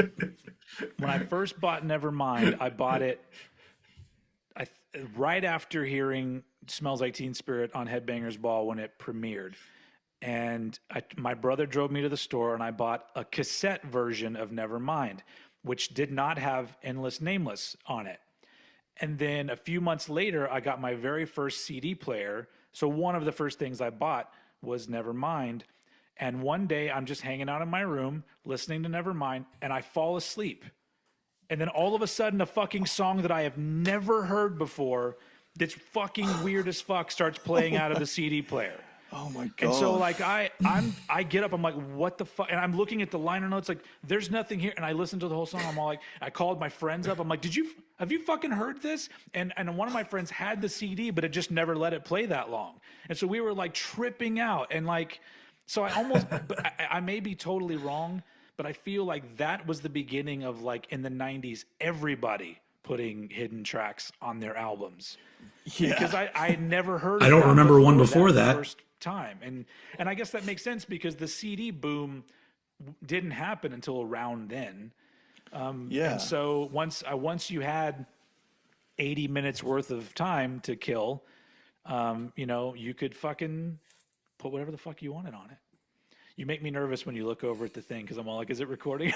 Oh no, yeah. Don't worry, dude. I'm just they're just preventative measures is all. I'm just making sure that we don't have damage control screw up like last time.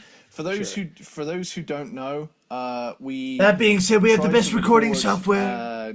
A podcast before this where we ranked. I recorded something on an iPod Touch, and somebody said, "I've never done that before. It's the first time." The people at Apple, they have great apples. They taste really good. Tim Apple is my favorite person in the world, and would have rendered that episode of the Old Head podcast as just poor Steve talking to himself. I mean, you could say that's every episode of the Old Head podcast. So maybe we'll get to that one again someday. Plot twist. Oh, definitely. But yeah, so just only took a year. So getting back on Nevermind. So when I was ranking the albums, I was inclined originally to put In Utero first because it's the album that I enjoy the most and I go back to the most and is the most interesting to me. But the more that I thought about Nevermind, I was like, well, there's no way that any other album could be number one, simply because when it came out, it pretty much changed my life. I did an entire podcast episode just talking about Nirvana and talking about these fucked up things that happened in my life around that time, and about how Nirvana, the Nevermind in general, was an album that I needed to hear, and I didn't even know that I wanted to hear something like that. It was just, I feel like I was the right age at the right time for when that came out. And then all the reasons that I said before about the. Did you ever listen to that episode, or did I ever tell you like what the quote unquote fucked up thing was that happened around that time that I got Nevermind? I might have listened to it a long time ago. I'm talking like 4 years ago. So Remind me. Okay, so on the where I grew up in my neighborhood, I was kind of like, it wasn't really a suburb, it was just a neighborhood that was kind of off of sort of an inner city sort of area with shops and a mall and stuff. But Hmm. right up the street from my house, like literally like 3 blocks from my house, was a strip center that had like a pizza place and a bunch of other stuff, and it had a yogurt shop there. And Right. and early in that year, there were 4 young girls who were raped and murdered Ooh. at that yogurt shop. One of which I went to school with and sat behind in one of my classes. Holy. This is what's called the yogurt shop murders. You can look it up. Um, Whoa. so this was the beginning of my 8th grade year, and I just remember, because so essentially, like, what happened was, like, these two, I think 2 girls were working there. Another 2 girls came there to watch them close up shop. Some dudes who they haven't caught got there, tied them up, raped them, shot them, and then burned the place down. So Whoa. so I was 13 years old, and this happened. Literally, I could walk there in 2 minutes from my house, where this happened. Dude. So it was really bizarre. Not only, just the idea of young people being, massacred essentially, but on top of that, one of them being a girl that I went to school with, and on top of that, it literally happening, I like walking distance from my house. And so I went through a period where, like, I didn't want to leave my house. Yeah. I Blame you, I man. I just I stayed. I had like a swing set in my backyard, and my go-to thing was literally putting on my Walkman and then going to the swing set and just listening to albums over and over again until I got tired and wanted to go to bed or whatever.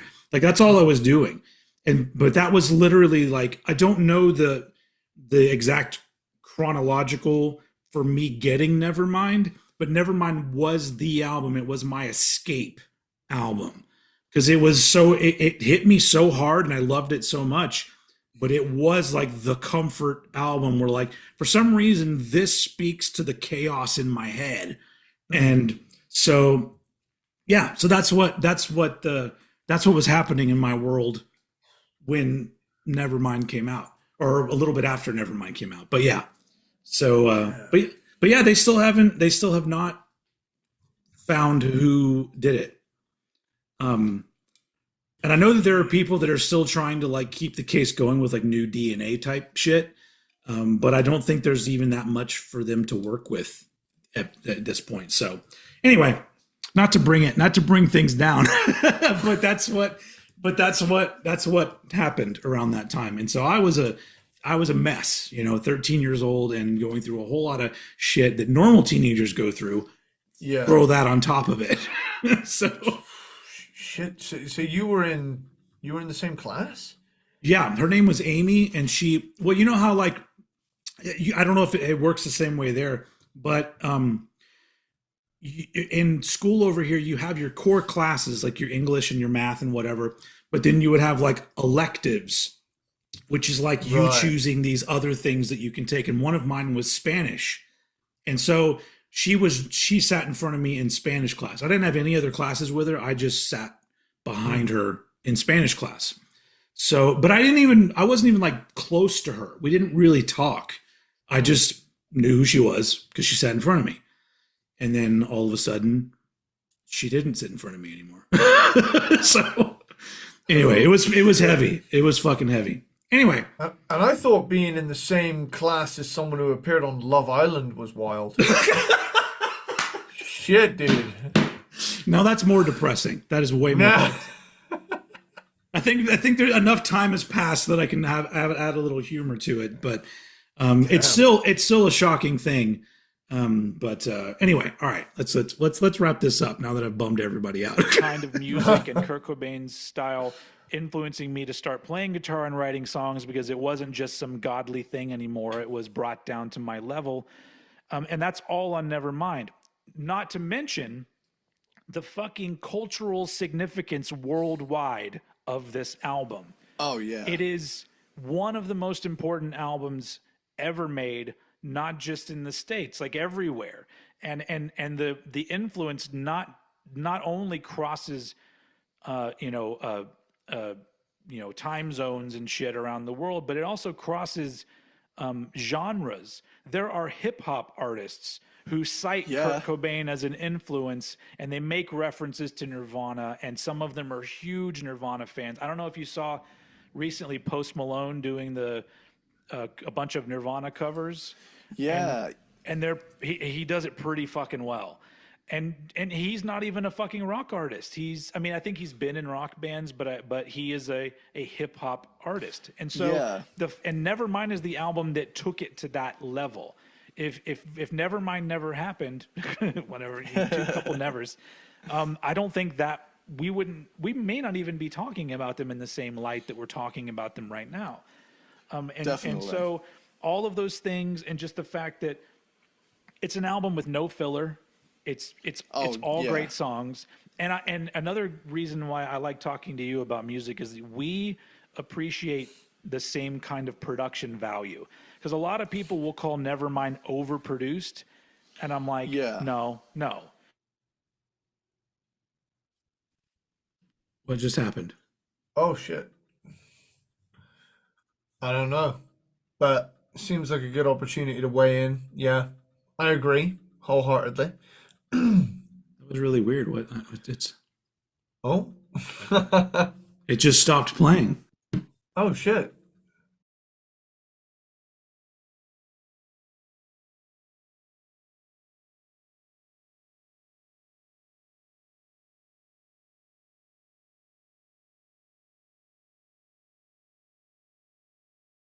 Well, you get the idea. Nevermind was number one. Yeah. Apparently, we had some kind of technical difficulty. But doesn't that seem appropriate for a 4-year anniversary for having some kind of technical issue? Yeah. I don't know why the file will not continue to play, and then not every other avenue I've gone down has not really worked out. But you all get the point. And if you're still here right now, then you are a definite peanut butter platypus and an aluminum squirrel and a Belvedere ball sitter and a Christmas dog. Yes. So thanks for being here for this trip down memory lane. And I think it was me. I bummed my computer out, and my computer's just like, oh fuck, dude, and that's it. But there really was only like 10 minutes left of that. Unionizing shit. But that was it. That was what we sounded like 4 years ago, which is, we're only slightly better now, really. But and so thanks for being here and keeping us alive for 4 years, and here's to another 4. And I guess before I sign off, I'm gonna throw it over to you. You got anything to say? There's a fly. This is the 3D episode of Cranked and Ranked. Christmas dog. All right. You got anything to say? This was informative and stimulating, and it something beheld great to the subject matter and whatnot. I just hope you didn't think it sucked. All right. I guess at the end we'll probably just fade to black. Can't believe they did that.